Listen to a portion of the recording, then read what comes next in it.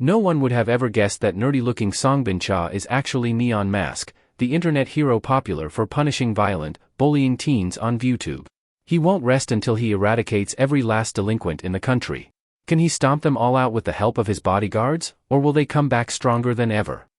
The story begins with a news reporter explaining that ViewTube, the most popular video sharing platform, has recently received criticism for one channel gaining worldwide popularity.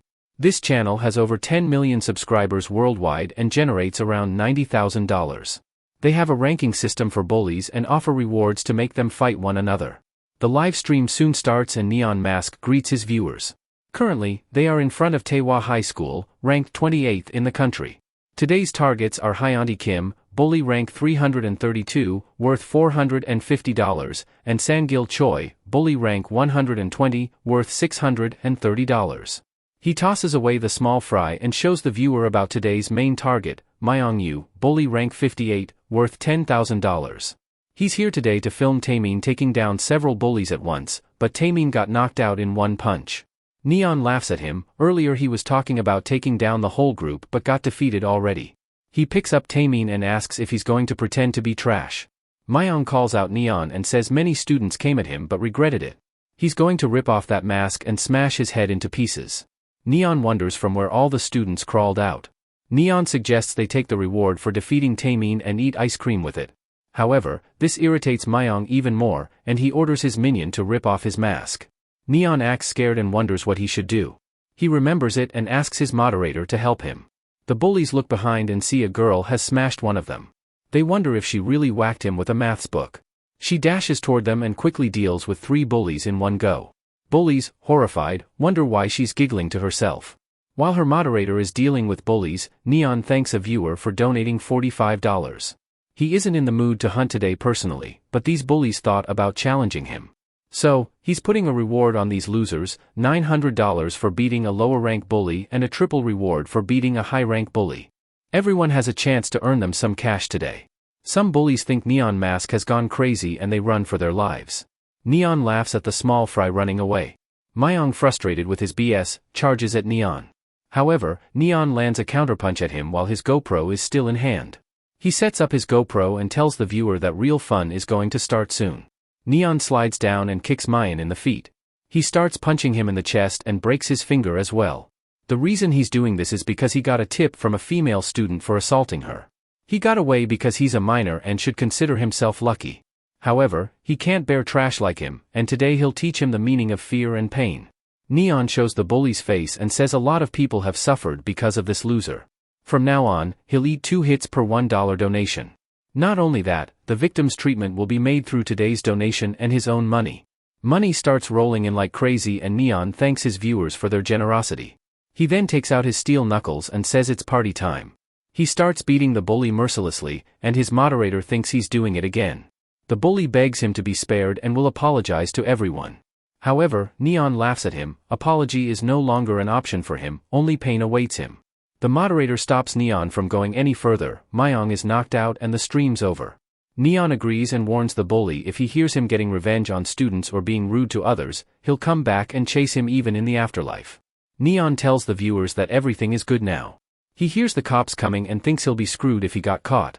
He is going to end the live stream and they should like, subscribe, and turn on notifications. Please, also do this for my channel as well. Anyway, onto the story. Neon tells them the clothes worn by the moderator today are available in the store. Click the link below to buy them. The stream ends and Neon rests in a park. He removes his mask and puts on his glasses. He sees his moderator, Jihyo, coming from the corner. She helps him take out his jacket and he thanks her. They look like a completely different person without masks. Jihyo finds it hard to believe that Neon Mask and him are the same person. He should have invited other mods as well to wind up quickly. However, Neon explains they have exams right now. Jihyo smacks him and says she also has exams. Neon replies that she'll do fine even if she doesn't study. She hands him over the torn hoodie and says it's expensive and they couldn't afford another one. Neon tells her not to worry as someone will sponsor them after today's live stream. They will get various brands of clothes as they can't fall behind the trend. Later, Neon goes to his home and enters his room, and he has multiple play button on the wall. He turns on Alexa and gets a message from Manager Park. He congratulates him on today's livestream and has also sent information about bullies in the nearby area. He also reminds him to pay for it later. Neon comes out of his shower and sees a live video about the bully crime rate in his area. He looks at the building in front of him, clutches the towel, and thinks he'll make those people pay for what they did to him. The scene shifts to the school Neon is attending. Neon, whose real name is Song, looks at his scorecard. His friends ask that he looks like a nerd, but his grades are bad. Song scratches his head and says he doesn't understand it himself. His friend tells him not to worry, as people can still get by without good grades. He can give ViewTube a try. There are channels where kids sit in front of a camera and study in silence. Since he looks good without glasses, he could be popular. A bully suddenly comes from behind and smacks him. He makes fun of them for thinking about streaming. The bully grabs Song's hair and asks if he's the transferred student. He tells him to know his place. The bully soon leaves him and chases away the students looking at him. Song helps his friend get up and can't believe there are bullies in a good school like this. The bully is going crazy and smashes a student's phone. Song's friend says Neon Mask may not bother taking him down as he hardly counts as a bully. However, Song adjusts his glasses and says Neon might show up one day. At home, Song is lying on his couch and wonders if he should pretend he got a tip-off and beat that bully. Soon, his moderators arrive with food to party. They start barbecuing while Jihyo asks why he needs a welcome party when Song keeps changing his home. The manager tells her to think of it as a company dinner then and asks Siha to give him the protein shake. The moderator puts up a pile of meat and tells Song to eat up. He earned a lot this month thanks to him and is looking forward to earn even more next year. Jihyo asks how much the channel made this month, considering the brand partnership. Her friend tells him a lot and Jihyo demands a raise. Siha shows them the new tear gas he bought with the money, but Jihyo tells him to put chemicals away from the table. Everyone enjoys a good time and Song says he's going in his room to rest for a bit. Inside his room, Song looks at the picture of his long-gone family. Suddenly, Jihyo comes inside and asks if he has gathered data on the targets. Song replies he has completed it and he'll start streaming as soon as he chooses a fourth mod. Jihyo asks about his plan after crushing the troll fam. Song replies he'll fund the college fees for his moderators, editors, and other students. Jihyo comes toward him and puts on his helmet. She then smacks him on the head and asks about what he'll do with himself. She highly doubts he'll do anything after getting revenge on troll fam. Neon cheers up suddenly and says she's so mean right now. Jihyo, irritated, grabs his mask and says he seems he has nothing to live for. He shouldn't act so lenient in this country. However, Neon says when the day comes, he'll start a burger franchise. He'll throw all the bullies into a dedicated prison, collect their shit, make burgers out of it and serve it for lunch. Jihyo finds his explanation too gross. Thanks to him, she'll now look at the burgers differently. She calms herself down and advises him to start a new life after destroying Trollfam. It's none of his fault for what happened to him, but the bullies are to be blamed. Neon says there are still many bullies in this country and many innocent lives are put in danger because of them. She doesn't have to worry about him, as long as a bully remains in this world, he'll be there. Jihyo tells him that Park is buying ice cream for them and would like to join. On hearing ice cream, Neon gets all happy. The scene shifts to some thugs talking to the shop owners for leaving marketing to them and how they could earn loads of money. However, the man refuses his offer. The leader smirks and tells his boys to leave them alone. He gives the owner goodbye, but the owner says he will call the police if he comes here again. The thug talks about setting fire to the shop and snatching it from them. The other man agrees, the location is good and they could earn good money. The leader says their son is in high school and his name is Sumin. They need to find out in which school he goes. The scene shifts to someone buying a Neon Mask meal. Turns out, it's Neon himself. He's talking with his moderator about this new product on the phone. He steps outside the store and thinks it has been a year since he started the Neon Mask channel and it has grown a lot, but the troll fam is still going strong. To limit their influence, he needs to make an example out of them. While walking towards his home, he hears some noise coming around the corner. He inspects the noise and finds bullies ganging up on a student. The bully tells him to quit the tough guy act and change his hair color in 5 minutes. However, the boy punches the bully and he crawls in agony. Soon, a fight breaks out between the Sejin and the bullies. Song looks at the symbol and thinks they might be Sandro's high school goons. He starts a live stream and tells his viewers about an anonymous tip he received about bullies ganging up on a teenager. The viewers make fun of the bullies for not winning a 5-on-1 fight. Some recognize those bullies from their neighborhood while some think they aren't even worth 2 hot dogs. Song thinks that this red-haired guy's strength and balance are pretty good. A bully suddenly pulls out a knife and swings at him wildly, while Sejin does his best to dodge it. Song is amazed at his capability to dodge attacks without even looking. Sejin finally smacks the bully in the face and sends him to the ground. Suddenly, the fatty shows up and asks why they are still fooling around like that. The bully says that boss Myongsu came. Song thinks about the name and remembers him to be the loudmouth from Sandro High. He's all talk, so there's no need to worry about him. Sejin wonders what that bastard is doing here. The fatty looks at Sejin and tells his lackey to get the rest of his gang here. Sejin scoffs at him and fatty asks if he thinks of this as a game. He tells the fatty to get his ass down here so they can talk. Fatty gets frustrated and goes to punch him, but his friend holds him down. Song gets happy that viewers will see something more entertaining, while Sejin thinks that the fatty is not taking the bait. Soon enough, Fatty's men arrive on delivery vehicles. Fatty makes fun of Sejin. He can't wait to see him go to school in a wheelchair. Sejin is surrounded by vehicles all around and thinks this is getting out of hand. The man near Fatty is curious about who the guy behind Neon TV is and thinks he could be nearby. He's streaming all of this live, and if Daman finds out you called other guys here, he'll be pissed off. He shows him the live stream of them. Sejin finds it amusing and thinks he has become a celebrity now. He tells the viewers that this fatty is the biggest pussy in the country. Annoyed, Fatty tells his boys to gang up on him and also find the guy recording them as well. The man points in the direction they are being filmed and viewers say Neon is in great trouble now. Song ends the live stream and says he'll catch up to them next time. On the other hand, Sejin slams the fatty in the face. He talks about ordering some chicken at home and will see him later.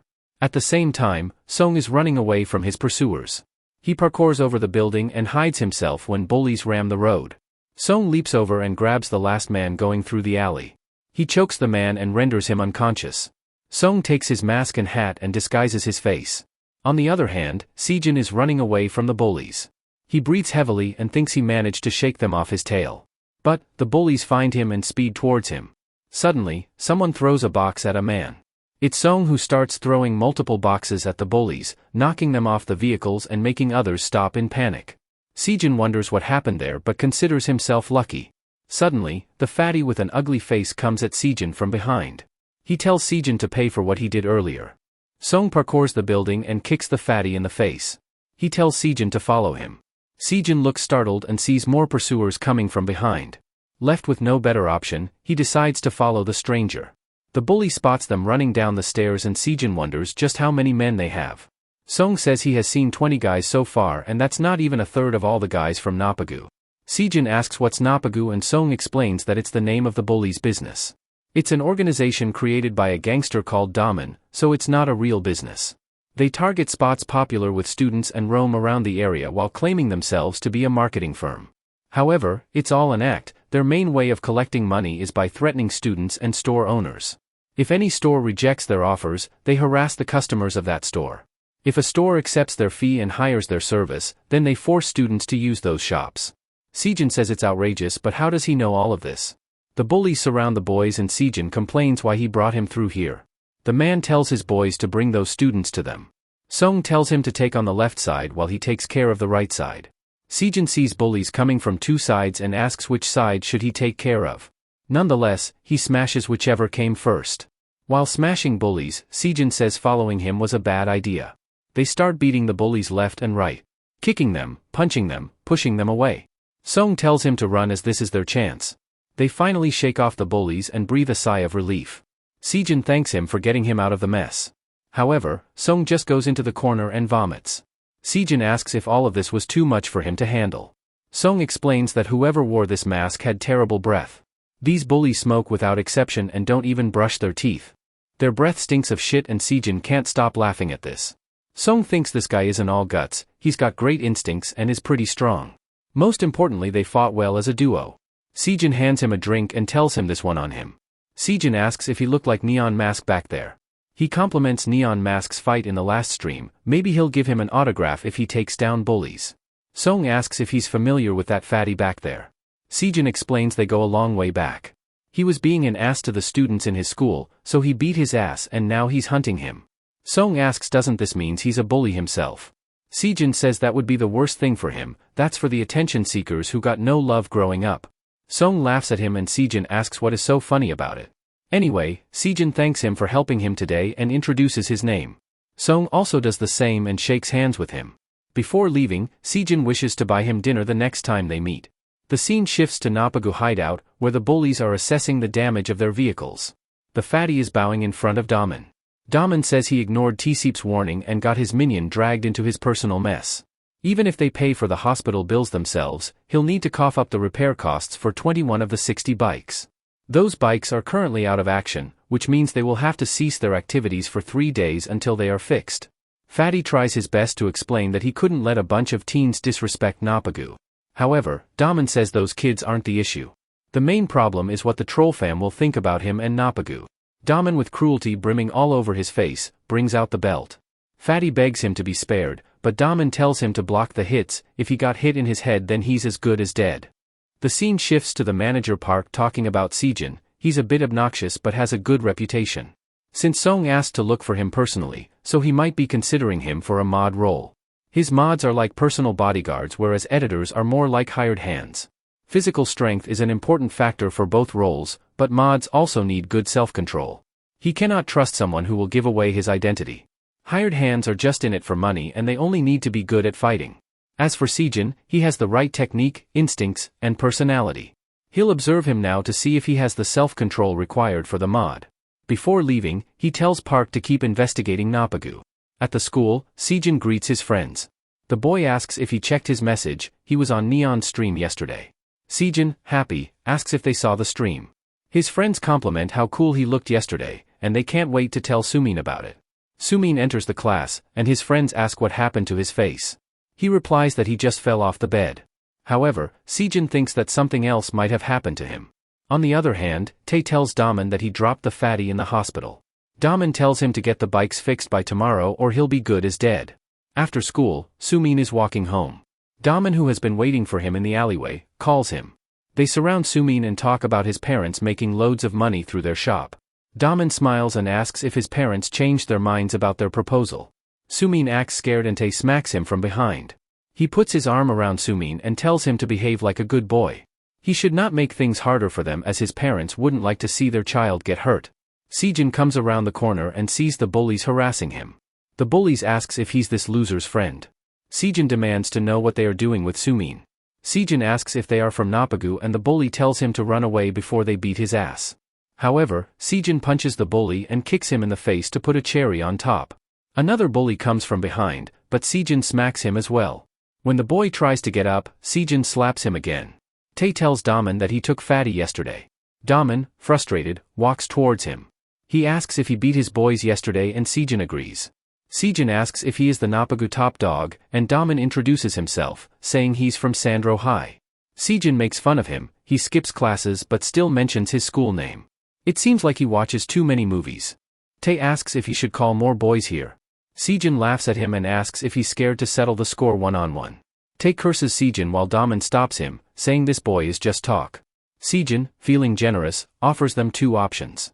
First, he doesn't beat them up and they can leave, or he can beat them up and then they can leave. Daman asks why should he even consider his offer. Sejin walks past him and says cause he's stronger than him. However, Sejin pats his back and says they could settle this like real man, and not fight over it. If his boys hadn't picked a fight with him yesterday, nothing like this would have happened. It's best to not drag this out anymore. Daman puts his hands on Sejin's shoulder and says he has more guts than his guys. Daman leaves and advises others to leave him as well. Sejin sighs and thinks Daman at least has a few brain cells. Sejin asks if they are harassing him because they want his parents' store. He should have told him if something was bothering him.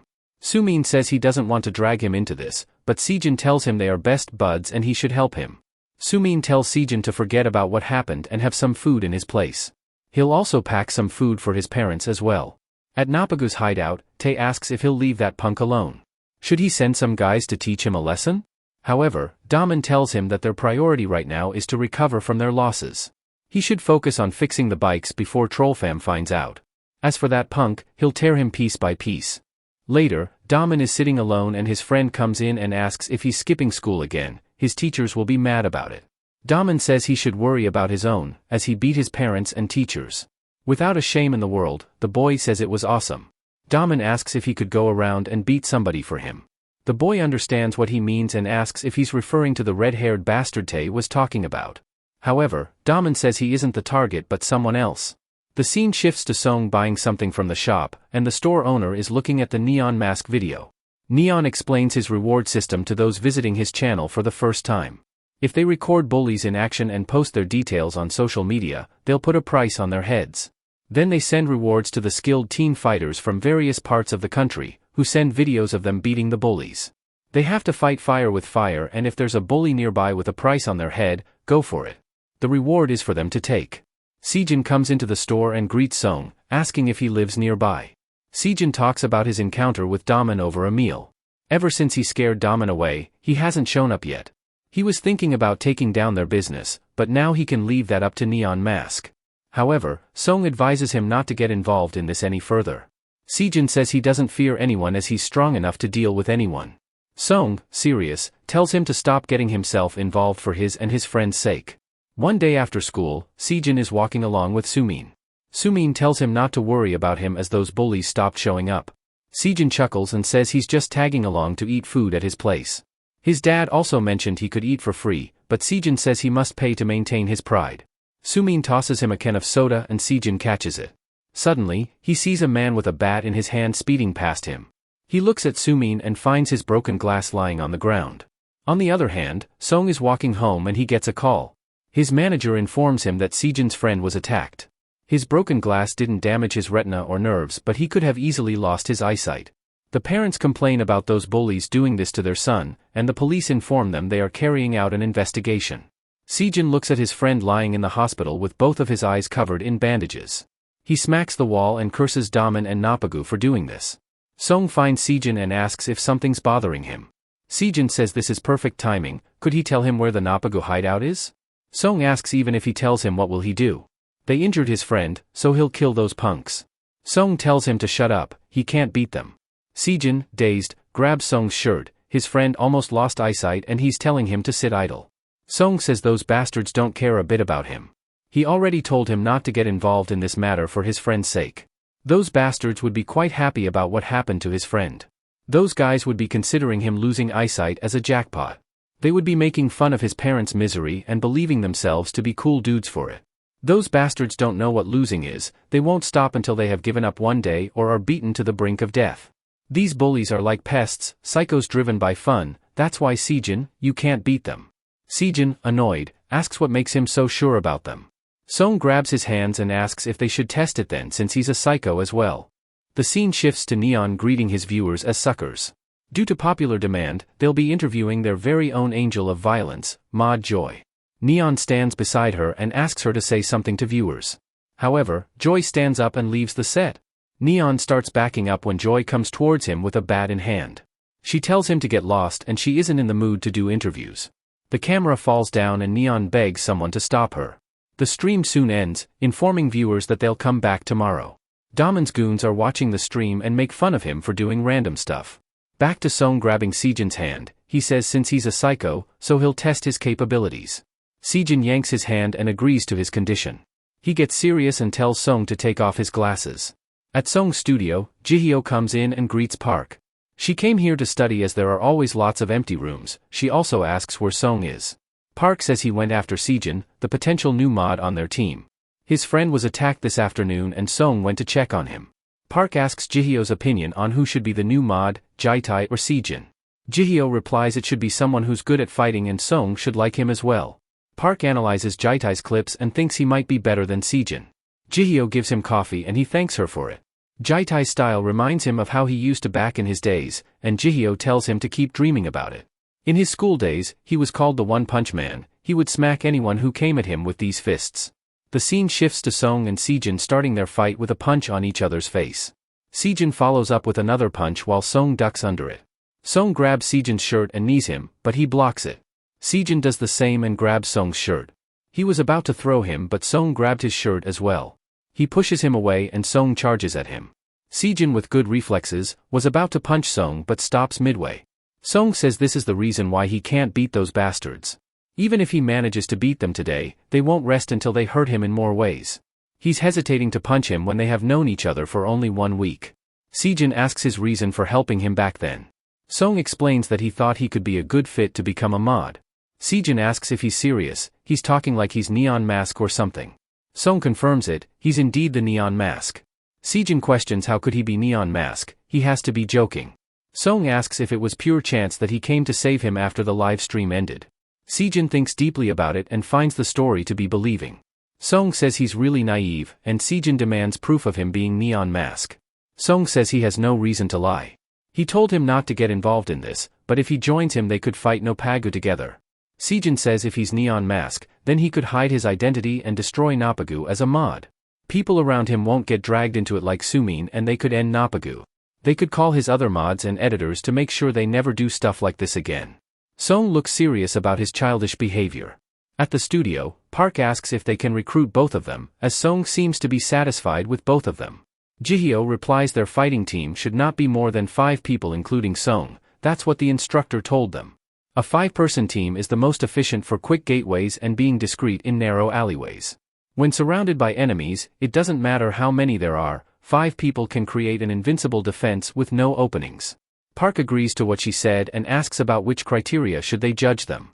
Jihyo thinks about it and says mods should have self-restraint most. Song is also telling the same thing to Sejin, without self-restraint, keeping secrets, perfecting formation and everything else is meaningless. That's why Sejin, you can't be a mod.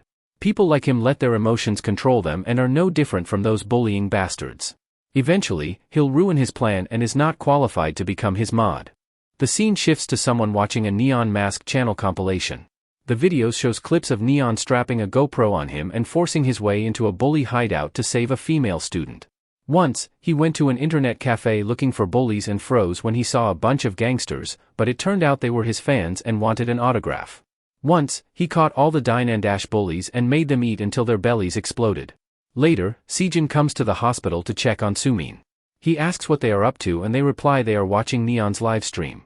Since Sumin is unable to play any games, he could at least hear Neon's live stream. They ask what happened to his face and tell him to come outside for a while.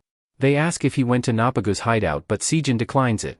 He asks if the police have done anything yet. He explains they asked about who did this to Sumin but no student told about Nopagu. No one would be foolish enough to risk their life. Honestly, the police won't be of much help here, they would leave this case if they don't get any leads. Even if they catch the bullies, they will be released soon after. Sejin feels sad and says the adults won't do anything in this case. After talking with his friends, Sejin comes inside and asks how he's feeling. Sumin replies much better and the operation went well, so there's no need to worry about him. Sejin asks when his parents will come to visit and he replies in the night, once they are done at the shop. Sumin advises Sejin not to think about getting revenge. The police already know what's happening now and are guarding his parents' place. He's thinking about giving Neon Mask a tip-off later. On hearing Neon Mask, Sejin recalls how Song disqualified him to be a mod. The scene shifts to the gaming zone and some bullies smack the PC for losing a game. His other friend tells him to stop cursing the game if he's bad at it. The boy says that they can hang out wherever they want for free, thanks to Daman. The bullies come outside and see the motorcycle broken with a boy sitting on it. Sejin asks them where their hideout is. At the Nopagu's hideout, Daman is chilling with money spread over his table. His lackeys bring the extorted money and they talk about making a killing this month. Daman posts a pic on social media so that the fam guys can see it. After that, everyone takes their share of the money. He hands over extra money to his motorcycle thief expert for stealing 10 bikes this month. The boy puts his arm around him and asks if he'll give them a treat today. But Daman tells him to leave him alone, he needs the money to buy a wheelchair for his mother. Tae calculates the money and sees that one area gave them less. He asks the person in charge of that area to get his ass over here. A fatty comes up and the bully asks if he's new here. The fatty replies he works with Myongsu. Tae slaps him and tells him to greet his seniors properly. Tae asks where the remaining $270 are, however, the fatty scoffs at him. His friend tells him to apologize before they all get whacked. He brushes off his friend and says he had enough. The boy tells him he should have kept them in line after Myongsu's ass got handed over to the hospital. The boy suggests poking their eyes and Tae tells him to shut up. He tells Fatty to stop acting. Does he think he can take him on in a fight? Fatty says he didn't mean it and Tae asks what he meant then. Fatty suddenly starts screaming at Tae and Daman doesn't look pleased with it. Tae, fed up with Fatty, kicks him in the leg, grabs his hair, and smacks him in the head. He warns others if they try to stir up problems here, then he'll rip off their eyes. Suddenly, Sejin bursts inside and asks if they all are serious. He asks if all of them are cowards who hide behind and call for backup like a pussy. The bullies ask what that kid is doing here. Behind him, they see all the bikes have been messed up. Tae asks what he's doing here. Does he want to end up like his friend in the hospital? Sejin tells him to shut up. They think they look cool copying the crap scene in movies. They think speeding delivery bikes in front of cars and smoking e-cigarettes is cool. Getting tattoos with stolen money is badass. However, they all are just a bunch of failures with no talent, no money, and no future, living on some BS fantasy. Tae tells his boys to bring him here. Every lackey charges at Sejin and Sejin himself runs outside. Sejin steps over the fallen motorcycle and a bully jumps over it to beat Sejin. He smacks the bully and also deals with two coming next. Inside, the boy says that this dude got some balls to come here alone. Daman, frustrated, asks if this is how they are managing these days. If that punk walks out of here alive today, then he'll personally kill every one of them today. The scene shifts to Neon Mask doing a live stream. Their special guest for today is their long-range fighter, Saro. Neon asks the first question, is he a military fanatic, but Saro fires liquid at him. Neon crawls on the floor, saying his eyes are burning like hell. He asks the second question, is he weak without guns? However, Saro spoofs something at him. Neon goes away and clears his face. His final question is if he has a girlfriend. Neon thinks this time he isn't doing anything and might answer. But, Saro uses his drone to spoof out adhesive at him. The live stream ends as Neon is stuck in adhesive. The scene shifts back to Tae thinking about his days in elementary school. He was usually bullied by others. Once he managed to take down the guy tormenting him and Daman came looking for him after that. It started small by playing soccer with him and soon he started to hang out with him in internet cafes and arcades. He lied to his parents so that he could hang out with Daman more. Everything felt like an exciting adventure at first, but slowly other bullies started to disrespect his position and challenge him. There's a limit to getting respect just through false acts, so he started training in martial arts and defeated all the bullies who came after him. They felt that this world is for them to rule over. They taught lessons to students who didn't obey them and adults as well. In the end, no matter what they did, the teachers and police turned a blind eye to them. Still, a few underlings kept challenging his authority and as a result, Daman and others now look down on him. He can't lose here and must show his worth. Outside the hideout, Sejin is surrounded by the bullies. He does his best to beat the bullies but is clearly exhausted. Bullies soon start ganging up on him, but he still puts up a good fight. Tae comes outside and stands in front of Sejin. Sejin says he will never understand what goes in the minds of people like him. He asks if they all pissed their pants from fear after seeing what he did to others. Inside, the boy worries about Tae getting beaten by the red-haired dude. But Daman assures him that Tae won't lose to him. Sejin thinks these bullies are getting scared. Individually, they are a bunch of weaklings but facing them all at once is testing his stamina to limits. He just needs to catch his breath and attack Daman next. Suddenly, Tae kicks a bully in the direction of Sejin. Sejin pushes the boy away and Tae using the window of opportunity kicks him in the feet. He then knees Sejin but he blocks it. Sejin lands a counterattack but Tae evades it narrowly. Sejin kicks him in the gut and sends him a few feet away. Sejin says he's just a minion and a nobody. Other bullies talk about Tae being too weak to even handle one boy. Sejin laughs at them. The point of being a bully is to group up on kids with a bunch of guys. He'll make them pay for what they did to Sumin. He'll rip off their tongue, eyes, nails, and teeth for revenge. Other bullies make more fun of Tae for being a coward now. Tae, annoyed, charges at Sejin. However, Tae gets punched in the face. Other bullies start throwing stuff at Sejin, distracting him from the fight. Using the window of opportunity, Tae kicks Sejin in the face. He stumbles back a bit and Tae kicks him in the feet. He kicks him in the face, then grabs his head and beats him again. Sejin lies defeated on the ground while bullies record him and make fun of him. Song watches all of this from a faraway building. The next day Jihyo asks how is that Sejin guy doing these days. Sejin is completely demoralized after he got defeated by Napagu. The ordinary bullies are assaulting him, robbing him, and destroying his stuff. He had it coming since he picked up a fight with Napagu and hurt Daman's pride. The school doesn't care about Sejin getting bullied, instead, they are worried that Sejin will ruin the school's image. Park enters the room and apologizes for being late. He had to do a few things and asks how Song is doing. The mod replies he's meditating currently. In the evening, Daman goes to a bar to chill out a bit. Trollfam's second manager, Lee greets him and offers him a drink. He asks if something happened as he's in a good mood today. Daman replies he's flowing in cash and asks if hasn't he seen his latest post. Lee replies he did see it and congratulates him on making it big this time. He asks where Min is but Lee says she's busy today and can't come. Hyuk and Daniel are upstairs, would he like him to call them? Daman declines it and makes fun of Hyuk for not playing it dirty in fights. Even though Hyuk is strong, but outside the ring he would eat him in the breakfast. Lee, cautious, says he's the strongest in Trollfam after all. However, Daman corrects him that he's the strongest in the whole country. Lee introduces him to some bullies from the capital, and they bow in front of Daman the Great. These folks have nothing to fear or have a tint of shame. The guy in the middle even goes around beating cops. Daman says that's very basic and doesn't impress him a bit. However, Lee says Daniel found their antics interesting and invited them over here. He shows him the video clip of the new boy using school students as dominoes. The best part is he knocked all those kids out in front of the teacher. Daman, pleased, asks if they shot the video. Lee tells the new recruits to look no further than Daman for a badass role model. Daman, Nopagu, and Trollfam will take care of everything, so they should live with pride. One of Neon's editors, Jaitai, hears the conversation and conveys the message to Neon. Jaitai begs him to leave this place, he can't stand around them and wants to crush those fools. Neon thanks him for the hard work and tells him not to make any careless move. If things get out of hand, they might become pickier about letting outsiders in. Also, Trollfam is all his for taking. Jaitai agrees and calls it a day. Jaitai comes out of the washroom and bumps into the bully from before. The boy makes fun of him for stinking like a fish. Jaitai gets annoyed and beats him in the washroom. He thinks all these bullies are just talk, and a weakling like him can't even go around beating cops. He's just below average by bully standards. After talking with Jaitai, Song comes inside and says it's been a while since they had a production meeting. They will soon start the Nopagu special on stream.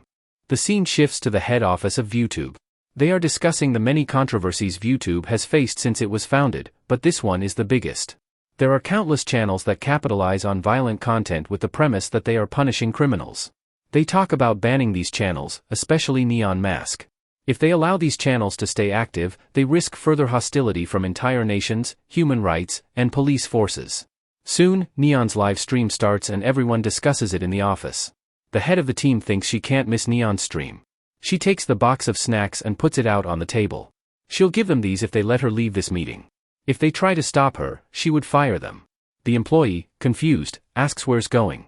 The woman replies she's going to watch Neon's stream. The other board members think this company is done for. The scene shifts to Daman and Tae chilling out with girls in a restaurant. Tae tells the girls how he beat the shit out of that red-haired dude and the girl compliments him. Tae thanks Daman and Nopagu that he can chill out at places like this. Daman agrees, and talks about being loyal to each other till the end. Tae also agrees and he'll deal with any problem he faces. After dinner, Tae is about to leave and asks if Daman isn't coming along. Daman declines and says he'll head home later. While going home, Tae sees a truck parked in the middle of the road and wonders who did it. Someone flashes a light at Tae and he tells them to turn it off. Soon many men flashes light at Tae. Tae, worried for his life, steps on the accelerator. A chase between Tae and the men breaks out.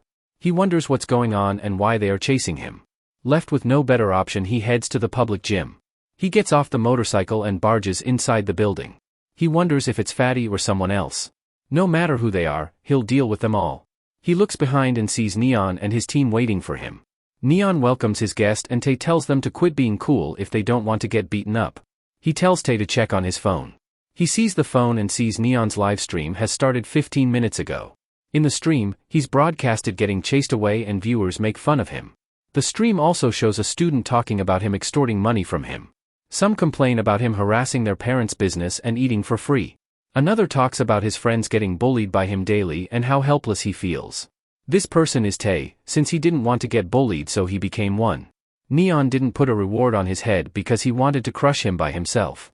The stage is set and he informs the viewers that the target is here.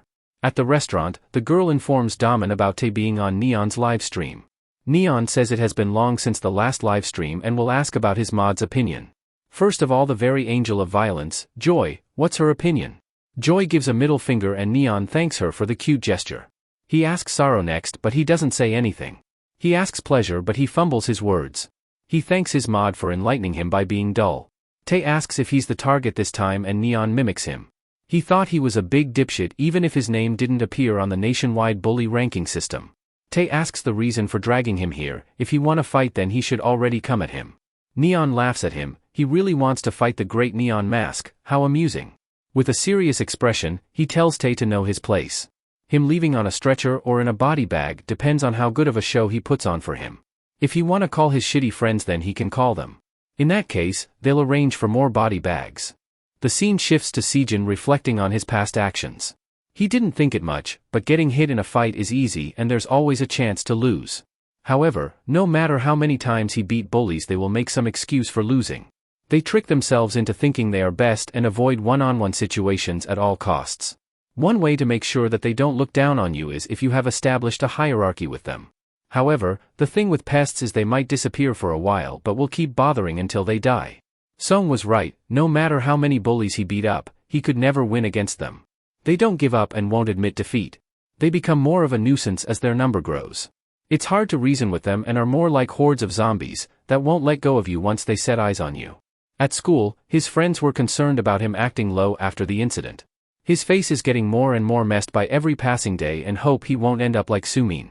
There's nothing they can do if he keeps acting like that. The bullies come to Sejin's class to take revenge for beating them earlier. He grabs Sejin's hair and throws him off the chair. Sejin wants to beat him here but the bully threatens him that they have close ties with Napagu. If he does something to them, they will beat him again. Sejin's friend is angry with these bullies. Earlier they were scared of Sejin, but are acting tough now. The bully grabs Sejin by the hair and tells him to pay $9 every day for causing him emotional damage. They leave after threatening him and his friends help him get up. They suggest talking to Neon Mask about this and shouldn't consider it to be his fault. However, Sejin cries and says it's all his fault. The scene shifts to Jaitai talking with Neon on the hospital's roof. He tells him not to worry about his grandma, as she's receiving good treatment thanks to him. Earlier, his grandma sold fish at the market and they lived in a small rented apartment. Once, he went to a convenience store to buy some snacks and there were some of his school punks smoking at the entrance. He walked past them to not get involved with them. However, those idiots caused a fire in tents because they kept messing with lighters. The firefighters were able to rescue his grandma but she was left in serious condition.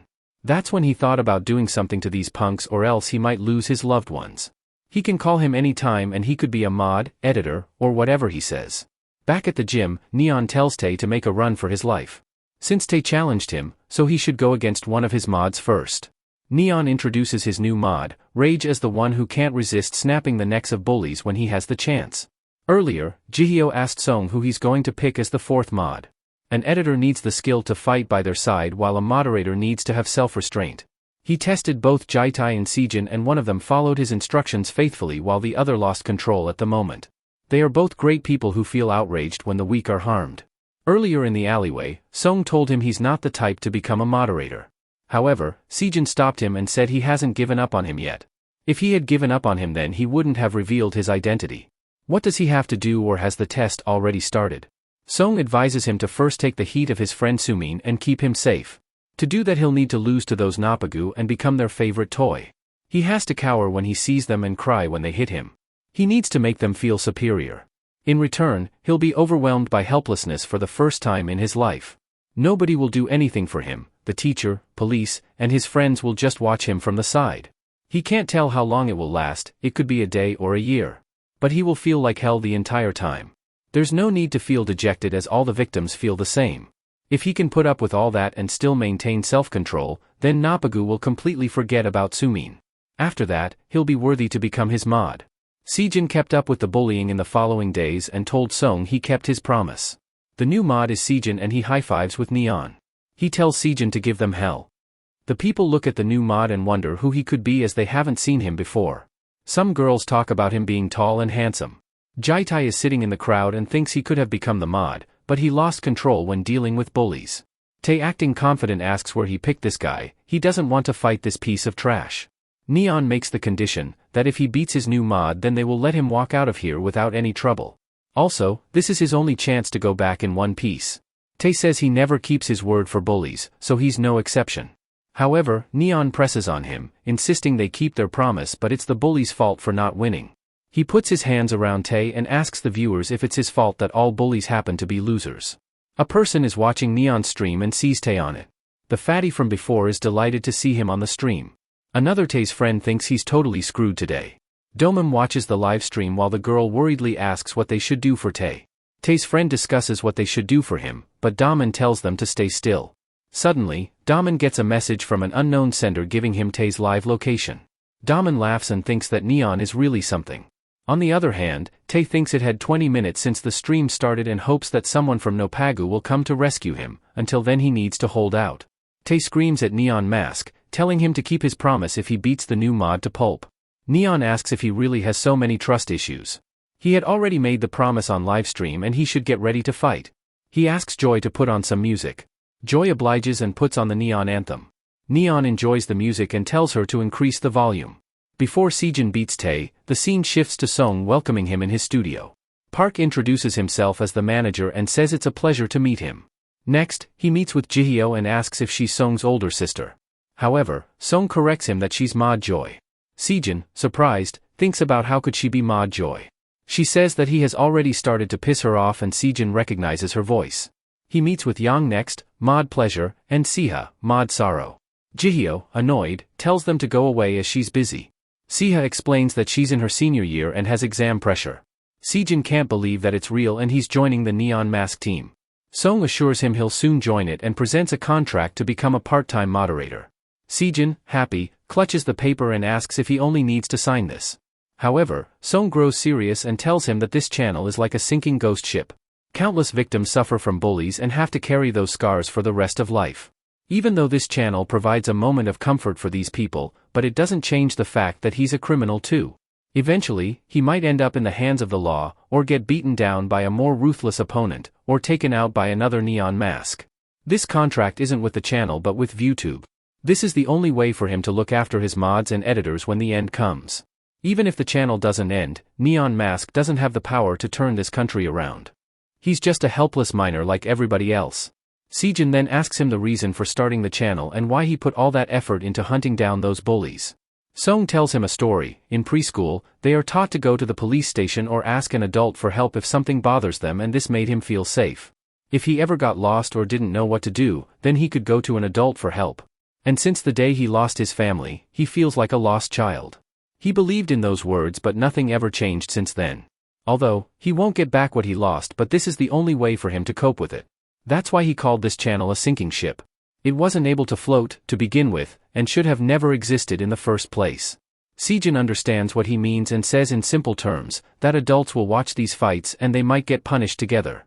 If they happen to get caught messing around together, then it's only right for them to get punished together. At the gym, Neon tells them to get ready for the fight. Tae, while charging forward, began removing his jacket, and threw it at Rage. He thinks he got him this time, but Rage blocks his attack, startling him. Neon says that he was already a loser, to begin with. Rage punches Tae, sending him flying back. Tae slides down on the floor and Neon comments that it was badass. He can feel the aura coming off him. He's like a hero in a movie who loses his friend and goes on a bloodthirsty rampage. He asks Joy if she's enjoying it, but she doesn't reply. Neon tells Tae to get up. Rage has been waiting for him on purpose so that he won't make an excuse. He had his guard down. Tae, frustrated, tells him to bring it on. They spar again and Tae tries to kick him, but Rage blocks it between his legs. He then tries punching him, but Rage dodges every single one of them. Rage grabs Tae and knocks him down on the floor. Tae lies defeated on the floor and the audience can't believe that this bully is so weak. Some girls wonder that the new mod may be too strong. Jaitai also thinks that the new mod is skilled and Tae is just a joke. Tae gets up and kicks him again, but Rage blocks it. He then tries kicking him in the face, but Rage blocks it. In return, Rage jabs him in the ribs, making him scream in pain. Girls wonder if he just jabbed him with his thumb. They have never seen something like that before. Neon is amazed himself, calling it a legendary thumb gun attack. On hearing thumb gun, Siha, a military fanatic, gets curious. Tae is having a hard time and tries to slam Rage's head. However, Rage holds his hair and punches him, but he blocks it in time. However, he isn't able to block the next one and gets hit in the face. Tae falls down and Neon calls him a daddy, begging him to get up. He tells Joy that he can't get enough of this. Every time Tae tries to get up and fight, he gets knocked down again. Even his teeth fell after a lot of beating. Sejin comes over to him and Neon tells him to get up as they need to milk some more content. He encourages him to keep going until Daman shows up. Tae, scared, tries to stand against Rage but trembles in fear. Neon tells them to have another round, but Tae surrenders. He begs them to stop and says he has already lost. Neon stops Rage and says he finally admitted defeat, which is a rarity to see from a bully. Neon steps up and says there's still one thing that happens to the bullies who surrender. The audience gets out of their seat and starts rooting for Neon Mask. Tae, afraid, hopes Daman will hurry up before he gets beaten more. Neon, with a malicious laugh, says it's punishment time. When he was about to grab Tae, someone bangs the gym's door. Neon wonders who it could be. Tae thinks that the god herd is prey and Daman has come to rescue him. At the restaurant, the girls talk about where Daman went. They were watching the live stream and didn't notice when he left. They think he must have gone to save Tae. At the gym, the door opens, and Neon wonders who could it be. Pleasure says it could be Tae's friend and Sorrow readies his gun. Joy tells Rage not to get scared. From now on, he'll have to get used to these situations. Tae, with tears flowing from his eyes, rushes to the entrance, calling Daman his savior. He grabs his shirt and says he knew he would come to save him. However, the person is not Daman but a delivery guy. He's here to deliver the order of 1,000 fried chicken meals. Tae's last hope gets hopelessly crushed. Neon comes and puts his arm around him, saying that a Neon stream can't be the same without some snacks. Thanks to his sponsorship, 1,000 coupons will be given to the lucky viewers and they can claim their meal. He advertises Chicken Race Corporation for providing fast and reliable deliveries, and they should send them some love. At the restaurant, Daman comes back from the washroom and the girls ask if didn't he go to save Tae. Daman laughs and asks why should he even go there. At the gym, the audience eats the chicken and talks about how Neon Mask's team checks the factories before taking sponsorship. Jaitai volunteers to help the person distribute chicken. Neon comes from Tae's behind and asks if he's disappointed. His friend abandoned him, too bad. His loyalty to Napagu means nothing to them.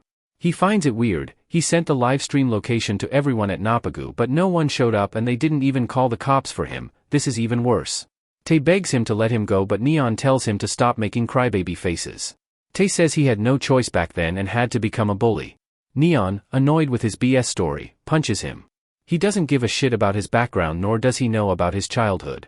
What about all the people who work hard and live honest lives despite facing the same challenges? What gives him the right to mess up someone's face because they didn't do as he pleased? Riding around on bikes with bats, thinking they are tough, huh? He grabs Tae's leg and says it's time for the main event. Neon drags Tae while he desperately begs for mercy.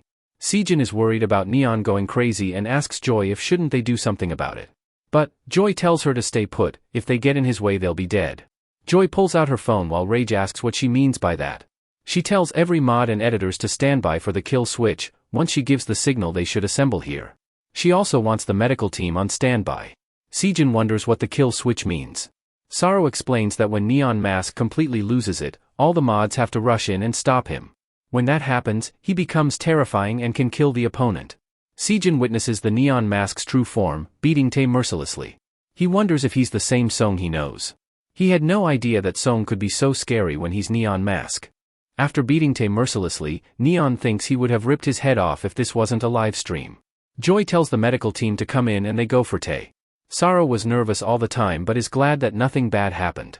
Joy tells others to not let their guard down as his true nature might come out again. Neon asks the viewers if they are having fun. He has taken care of this bully, so they can relax now. He knows too well how there are still so many innocent people who still suffer in this country. According to adults, teenage crime rates are decreasing every year. They claim we live in a safe country and want to give delinquent youth a second chance.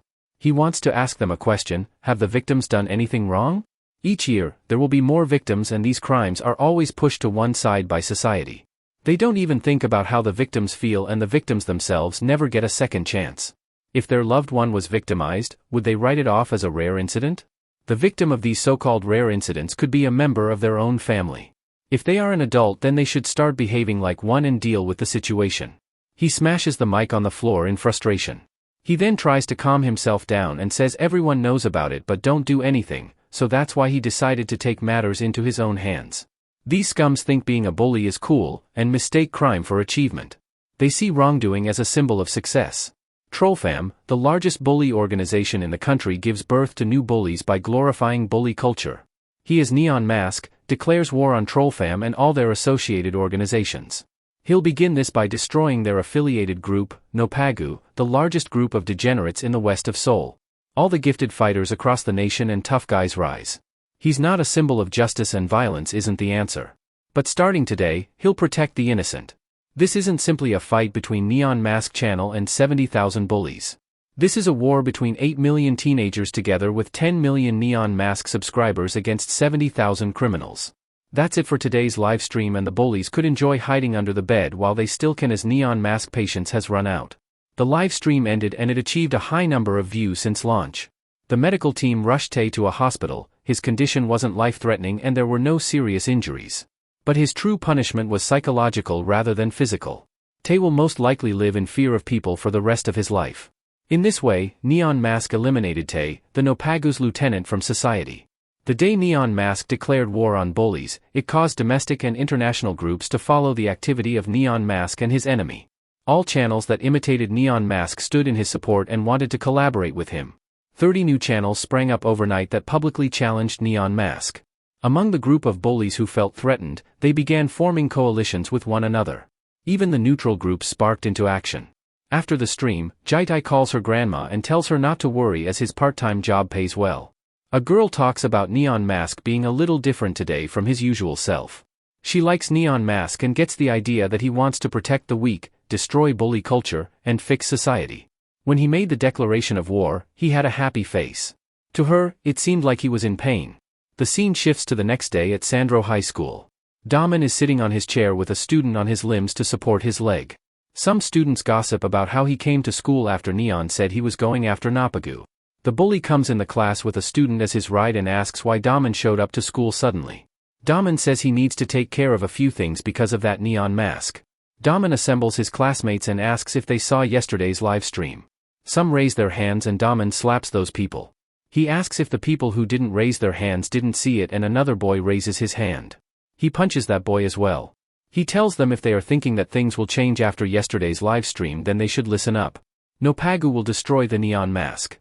They thought their school life would get easier, then they could keep dreaming about it. Later, the boy asks if this is the thing he has to take care of. Daman agrees and says that even in Nopagu many pissed their pants after the live stream. He needs to get those bastards in line too. Suddenly, Fatty calls out to Daman from behind the tree. Daman wonders why Fatty is hiding behind the tree. Fatty, with nervousness, says he has some good news to tell. The scene shifts to Death Valley in California. A person picks up the call and the caller asks if he saw the Neon's live stream. Instead, the man asks how long she's planning to work with Neon Mask. The girl replies she's unsure, perhaps until there are no bullies left. The man says that Neon uses one-sided violence and that's not justice. He understands she wants to help him, but if Neon Mask wins, ViewTube will be finished. She agrees with what he says and also asks if he can stick to that belief when he looks at his legs. The man rises and says he scares him. Whenever he watches his live stream, it feels like he's witnessing the very essence of vengeance in human form. She informs him that he can shut down Neon Mask's channel whenever he pleases, as he has the dedicated server running his channel. He's cooperating so that one day they can find a better way, but the moment Neon crosses the line he'll destroy his channel. The scene shifts to Sejin lying on his bed and his sister tells him to get up, she's going out for a bit and he'll be dead if she finds him still sleeping around. He says that the last few weeks have been tiring for him. He remembers the moment when Neon introduced him as Mod Rage. He gets all happy and rolls in his bed, thinking he's now Neon Mask's new mod. Suddenly, he remembers what happened to Tae and gets a bit sad. His phone rings and they tell Sejin to come to the boxing ring. At the gym, Jong introduces himself as the in charge of training. Sejin says it's a pleasure to meet him and asks for an autograph as he is his massive fan. Jihyo asks why he's getting so excited and Song replies he's a popular MMA fighter. Sejin grabs Jihyo and asks if she doesn't know about Lee. He started learning Taekwondo when he was 8 and won various competitions. Jihyo gets annoyed with his childish behavior and punches him. Sejin asks which style Neon Mask channel specializes in, he's assuming it to be stand-up fighting. Lee says he'll see soon, but first, they will start by cracking his shell wide open, which means he'll have to get out of his comfort zone. He says that he'll go easy on Song and the very next moment Song punches him and he dodges narrowly. Lee says their opponents aren't MMA fighters, so there aren't any rules, referees, or rings. If it's a losing fight then he should run and hit them when they are not looking. Those punks only engage in fights if they outnumber their opponent. They aren't ashamed to use a weapon and aren't embarrassed to be backed by friends. Lee asks if he understands it now. There's no ring to begin with. He shouldn't get the idea that a mod is a noble fighter who engages in duels. Sejin understands it and tells Song to brace for the impact. However, Sejin stopped midway as Song kicked him in the leg. Sejin says he didn't get to finish their fight last time. This is 100 times more fun than fighting bullies, and this time he might hit him for real. Song also agrees and says he's the first non-bully he wants to trade blows with. Sejin tells him to get ready and they both start sparring again. Song feels Sejin's power and thinks that in terms of pure strength, he's above him. Sejin asks what's wrong and tells him to put in more effort. Suddenly, Jihyo comes from behind with a kick, and Sejin, sensing the danger, evades it narrowly. Sejin looks surprised and Song asks why he's acting like a novice. There are no rules to do a 2v1 fight. Sejin calls him a punk and readies himself for the challenge. Jihyo also puts on her helmet and gets ready. Sejin, a bit nervous, tells them to get ready. Both of them charge at Sejin and he thinks this is completely different than facing bullies. Those punks just rely on their sheer numbers and have zero coordination. But Jihyo and Song are on a different level. If he dodges Jihyo's attack, then it will force him into Song's side. And if he dodges Song's attack, he'll get hit by Jihyo. They don't bother switching between offense and defense, it's like an all-out attack. They won't even give him a single opportunity to strike. Eventually, he'll be fighting side by side with them and gets pumped up by the very thought of it. Right now, he's still a challenger. He'll do his best to smash their combos into pieces. Sejin changes direction quickly, making Song bump into Jihyo. Sejin asks how it feels now that they are blocking each other. However, Song jumps over Jihyo and Sejin remains speechless. Song kicks Sejin and he rests in a corner after the sparring session. Song extends his hand and asks if he's alright. Sejin says that they literally destroyed him. He asks how they are in so much sync and he wasn't able to figure out their attack pattern. Song is impressed by him that he managed to look at their attack pattern. Lee says they are a bunch of bad guys themselves. No one will applaud them for being honorable and fighting one-on-one. Their opponents are punks who don't deserve any consideration. They should use whatever means necessary to get an upper hand.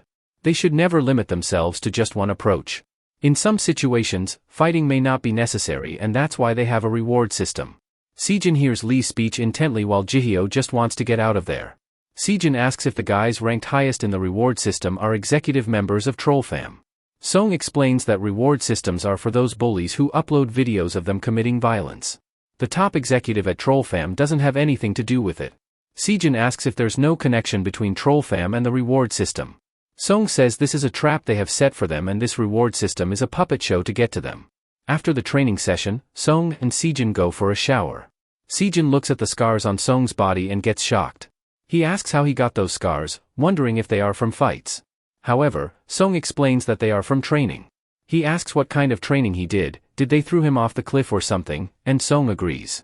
Later, they relax in a hot tub and Sejin can't believe that he rented out this whole bathhouse, his channel has the best benefits.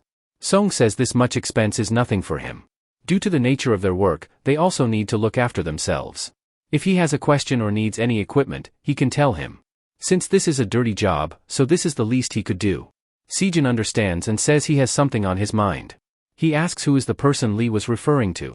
Lee explained that since they have got all the basics down, he won't need much more to destroy a bully. What he'll teach him are tactics and strategies for street fight. How to catch their enemies off guard and humiliate them.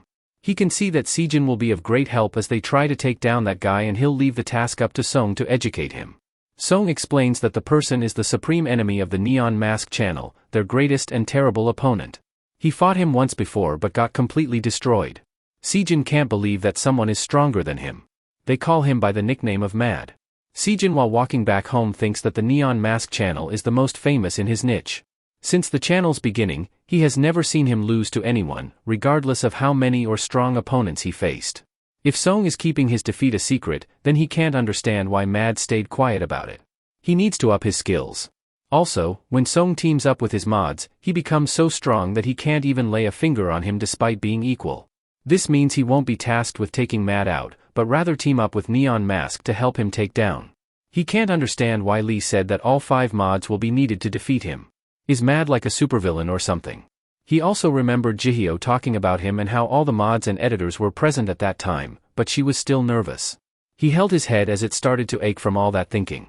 However, there's one thing for sure: if he exists then he would be the most powerful fighter in all of Korea.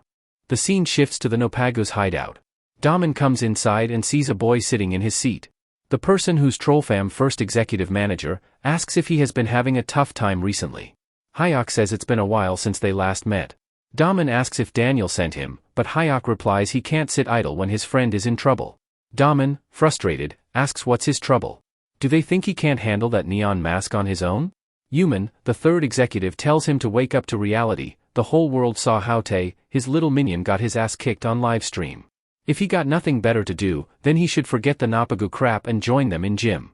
After all, he's only doing this because of money. Daman gets annoyed and punches Yuman. He tells Hyuk that his errand boy got beat up in one punch. Hyuk panics and says he has a match next month.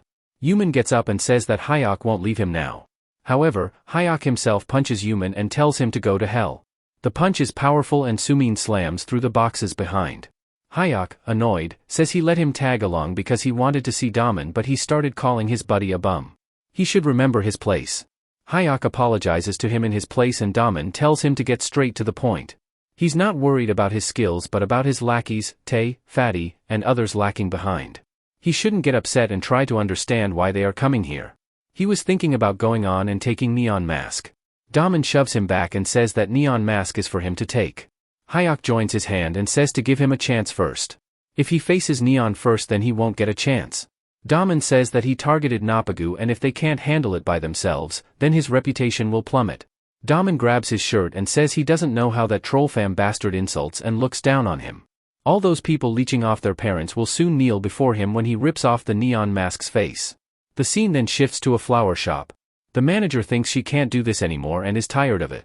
Suddenly, Song comes in and wants to buy some flowers. She asks what kind of flower he wants. He replies a funeral bouquet of poppies. The girl handpicks the flower and asks if it's a somber occasion. Song replies his sister liked those flowers very much. She looks back and sees Song smiling. She hands him over the flowers and Song hands him his card. She tells him not to pay as the shop will close down soon anyway. Song insists on paying, while the girl insists more on not paying. She would rather have someone appreciate these flowers than have them wither away. Song asks if there are so many schools nearby then she shouldn't be struggling in her business. The girl agrees and says there are a bunch of bad bullies nearby. She rejected their marketing proposal and now they are threatening students not to come here. Song thinks that Nopagu has gone too far now. The regulars have stopped to buy flowers and she will have to close the shop soon. She opened this store by scraping through every last penny but it seems like she isn't so lucky. Song asks if she heard that a streamer called Neon Mask is going to kick out Nopagu from this neighborhood, so she should wait a little longer. He thinks she might not know him and tries to explain it to her. But the girl knows him, he's super famous and his face is plastered all over YouTube. She heard that Neon Mask is a student and feels bad as an adult. It seems like they are always failing to protect their students from bad people. Song thanks her for the flowers and says her sister will like it. Outside the shop, Song wonders if his sister will praise him if he does something good. At the Nopagu's hideout, a bully is beating a student. Another tries to stop him, saying he might die if he goes too far. Fatty comes inside and asks what made him lose his mind again. The boy says he heard that student laugh while he was sleeping in class, and Fatty wonders how he could hear him while sleeping. The boy asks why he's here and Fatty replies he's here to recruit that guy. All he needs to do is tell him he'll face Neon Mask. Earlier, Daman told Fatty to explain his plan. Fatty says since Neon Mask roams around the whole country so he doesn't know much about their area. They could challenge him in the redevelopment as no one lives there and they are quite used to it. If they fight there they will have the advantage. The boy says if he's thinking about messing the bikes again then Daman will kill him. However, Fatty says he's not finished yet. There are some sickos from Imel High School. The top dog of the school got crushed by Neon and ever since then, his cousin has been going on a rampage. He's a brainless dumbass with anger management issues, so they can easily manipulate him. If he hurt his pride a little, he might kill Neon Mask. The boy says that there's a pretty good chance that he'll get crushed by Neon. Does he think they will fight Neon if Fatty orders them? Fatty and the boy get into a trash talk and Daman tells them to calm down. They only need those boys to provide extra support from a distance. Daman says he's impressed by Fatty. He pats his shoulder and apologizes for hurting him last time and Fatty says it's alright man. Daman says that's why he will have to go and recruit them. Even though Imel High will do the fighting, they are also putting Nopagu's name on the line. If those Imel bastards can't take down Neon then it's up to him to finish the job. Daman says that Hyuk was looking for him.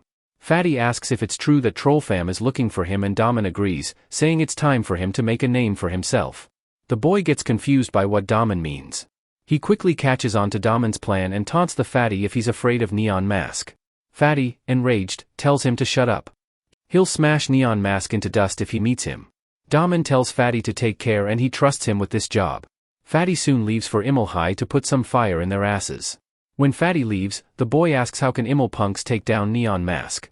Daman knows that, in fact he's more curious to see how Fatty will recruit Imel High. The boy says that maybe Fatty brags them with cash. Daman says that Fatty doesn't have any cash and those Imel bastards have caused them trouble in the past. While they are talking, they are unaware of the fact that a drone is watching them. The scene shifts to a Trollfam's top executive watching a live stream. He sees the Fatty trash talking about Neon Mask telling him to face him. At Imel High School, the bullies are walking out and Sejin and Song watch them from a roof. Song says Nopagu plays petty tricks and that group knows how to beat people. He asks Sejin if he watched the video he sent to him and he replies yes. The video showcased Yunho beating a student. Someone recorded it and spread it on social media. Sejin wonders how could this guy do something like this. He's a pure trash who gives a shit about other people. He goes around shoving strangers out of boredom.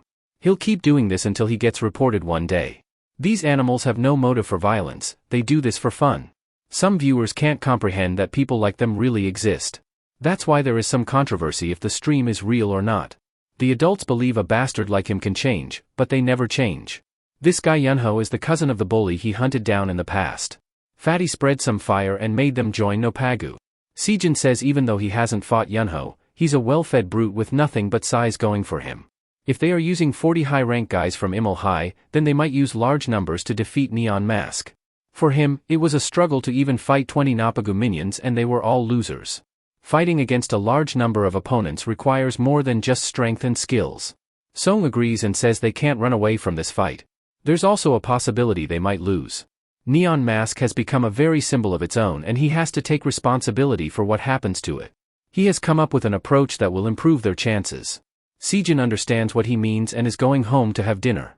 Song says he won't go with him today and Sejin says that Jihyo insisted that he walk Song home. However, Song says he'll be busy as he has a recorded stream for today. The stream soon starts and Neon Mask greets his viewers as suckers. Today, Myongsu and Imul High morons combined forces, so they came here to hunt Yunho. He shows the viewers a boy getting knocked out by Yunho. He picks up the boy and asks what a nobody like him is doing here. Saro says he's taming Kim, a bully at rank 67. He got kicked in one of the last streams as well. Neon asks why he keeps getting his ass kicked, did he upload a video again? Saro confirms it, he spat on people walking past them. Neon becomes annoyed and says they can't measure Yunho's strength with this weak guy, he tells him to do his job properly. Saro says he did as he was told, not to bring any strong guy because it would ruin his stream. Neon agrees but they won't get any content if they get destroyed the moment they start. He should understand his position as he's trying to create hype somehow for that mediocre Yunho. Yunho asks if he's Neon Mask, but Neon tells him to wait a second. Saro and Neon start quarreling with each other and this irritates Yunho more. At the end of the bargain, Saro demands an armored car and Neon explains that it's illegal to have one. Saro further says that should have asked Joy for help. He's such a coward to approach her for anything. Neon panics and asks if he wants him to get killed. They can discuss this later and Saro says he'll tell Joy if he doesn't give him an armored car. Neon comes back and asks Yunho to introduce himself. Yunho asks if he's the real Neon Mask. Neon asks if he even has to ask that. He heard that he fights those weaker than him and there's something he's curious about. In the video, he beat up a student for making eye contact, then why isn't he coming at him? He approaches Yunho and asks if he's too strong of an opponent to take on. Yunho gets annoyed and punches him, but he ducks under it. He follows it up with more punch but Neon evades every hit. Neon says that this time he'll have to do the work himself. He punches Yunho but he blocks it. He holds both of Neon's hands and starts pushing him backward with his sheer weight. Neon enjoys the ride and suddenly Yunho grabs his throat. He tells him not to mess with the wrong person if he doesn't want to get his neck broken. Neon coughs up and Saro asks if he needs some help, but thinks he would be alright. Neon tries saying that Yunho is a real villain here but Saro doesn't hear him. Neon suggests they talk this out, they don't fight each other and be friends. However, Yunho punches him, and Neon slides down. He kicks Yunho in the stomach and follows it with a punch in the face. However, Yunho doesn't budge and asks if that's supposed to hurt. Neon thinks that this bastard is a freaking gorilla. The gorilla punches him and sends him a few feet back. He tells him to stop running like a mouse. Neon asks what he's talking about, is he slow as hell? It doesn't matter if it's a student or an old man, losers like him with cheap tricks need a good beating. Saro steps in and says he's just the size of a dumpster and nothing much. He calls him a T-Rex who is narcissistic about himself and has a brain of size of a pea. Yunho, annoyed, tries to punch him, but at that moment, Neon strikes him with an uppercut, making Gorilla go back. He tells him not to go any further or he'll mess him up. He borrows Saro's hand grenade for a second and throws it at Gorilla. The grenade splashes ink all over the gorilla's face, and Neon tells him to come and get him now. Earlier, he was talking about ripping his head off, isn't he gonna do that now? They are only here to measure his fighting strength and they run away, telling him they will meet at the Fatties event. Yunho's friend comes in and asks if that person is Neon Mask. Yunho punches them and asks why they are coming now. After running a lot, both of them catch their breath. Saro asks what he thinks about Yunho, he seems like a typical bully relying on brute force. Song agrees and shows him his scratched hand. He's the type they need to avoid in a fight if possible. The scene shifts to Sejin walking back home. He thinks about his last conversation with Song talking about his plan. He thinks that the upcoming fight is a bit hopeless and Song hasn't contacted him since the last training session. While walking home, Sejin is unaware of the fact that someone is following him from behind. He reaches his room and is about to close his door but suddenly someone stops it with his foot. The person immediately kicks Sejin and he falls on the floor. He wonders who it could be this time. Did someone find out he's a mod? The person picks up the phone and asks why isn't he answering her calls. Sejin's older sister, Miri, who is in the military, asks why isn't he answering. Sejin says if she's gonna kick his ass every time she comes home, then she should live in a dorm. He asks why she's here on a weekday. Did she get back from training? She asks how her new suit looks. Sejin says she looks like a killer, not a bodyguard. As a result, Sejin gets picked up by the neck. She explains that it got crowded during her bodyguard training and she had to hold back a bunch of fans. There were many people and she almost got knocked back. Sejin compliments her strength to hold against so many people. She explains that because of that she lost her keys. After that, she tried calling him but he didn't pick up. Sejin says if that's the case then she should memorize the access code for the apartment. He asks if she heard about Neon Mask and wants to ask something.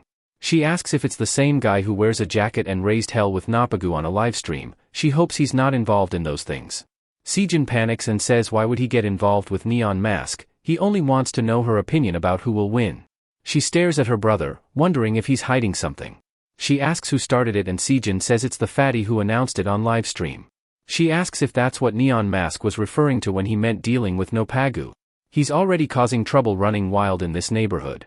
Sejin says if it's annoying to her then why doesn't she deal with the bullies? She asks who is facing Neon this time, and Sejin replies it's Fatty and 40 guys from Imul High. She says that Imul High will win and Sejin asks what makes her so sure about it.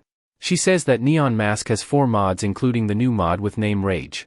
Other than that he has got editors with him, so that makes it 9 people on his side. Out of his 9 members, Joy, Sorrow, and 2 others aren't key fighters because of their physiques. Sejin asks how she knows this much and she replies it's basic knowledge. She also predicts that the fight will take place at the redevelopment complex. Sejin asks how she's so sure about that. She replies that the fatty will try to get the upper hand in any way possible. They will set up a trap and wait for Neon Mask. When he shows up with his team, they will jump on him. Neon Mask is good at acting invincible but he is not invincible. If he has to win, then he has to fight at a location that puts him at an advantage. Or he can hope that by some miracle he takes them all out. If he fights and loses then it will affect his channel. The best thing to do would be to take care of them before the stream. She says he must be itching to join the fight, but if he gets involved in it, she'll drag him out of there and kill him herself. The scene shifts to Fatty looking for the keys to his home. He's unaware of the fact that a person is standing beside and he tosses the keys when Fatty finds it. He looks down and wonders what his key doing on the ground. Neon comes from the shadow and asks if he likes it. Since he takes forever to find his keys, so he made a copy for him. Fatty gets terrified and asks if he came here because he can't win in the upcoming fight. Also, why he has his keys, he'll call the cops for it. However, Neon shuts the Fatty mouth with his finger. The guy who made the key said, he threatened him before and broke into his home. Now, that keymaker wants him to handle this quietly. Neon makes fun of him saying it's just a joke, there's no point in doing anything to him if it's not on camera. He's got a suggestion for them, they have been talking about that place to fight. So, he wants to remind them that the police won't be able to get there easily. It would be better if he changed the location. Fatty asks if he's scared to face him there. Is he panicking because he can't win? Unfortunately, they won't change the place. If he makes him beg to change the location, he'll humiliate him on the stream. Neon leaves him and says they'll see who will win. At the hospital, Sejin visits Sumin. He's happy to see his right eye recover fast and Sumin is glad too.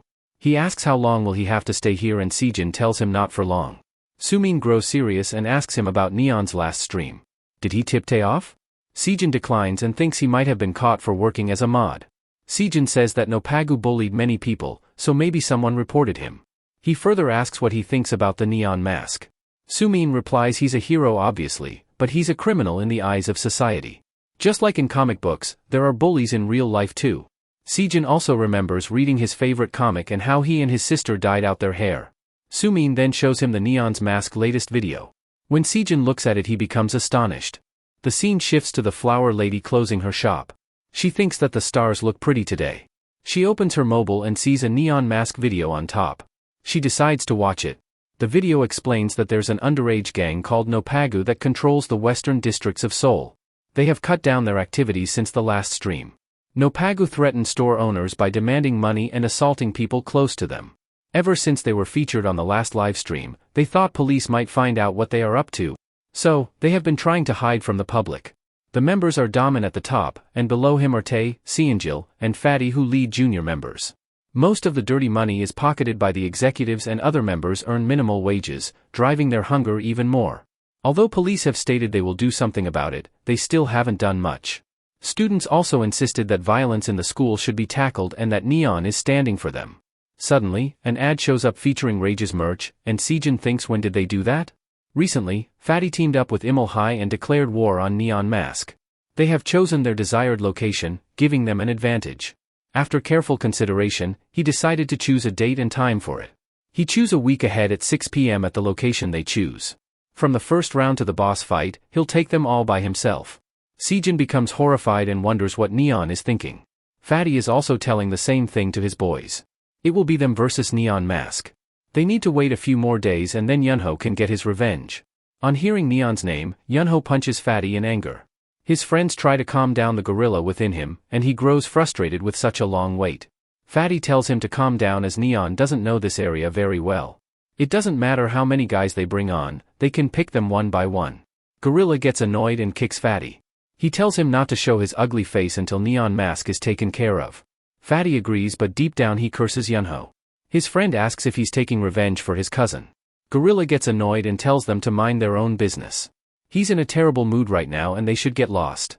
The friend discusses how this gorilla is a lost cause, and Fatty and Daman are using him to fight. If they try to stay out, that gorilla will jump on them. He wishes that he graduates and gets the hell out of here. Suddenly, a group of men arrive in workers' uniforms and wonder what some high school students are doing there. They tell them not to worry as they are demolition workers, they will have a quick look around and leave them alone. They won't tell anyone they were here, and in return, they'll not get in their way. Later, Fatty assembles all his members. Daman welcomes Gorilla into his headquarters.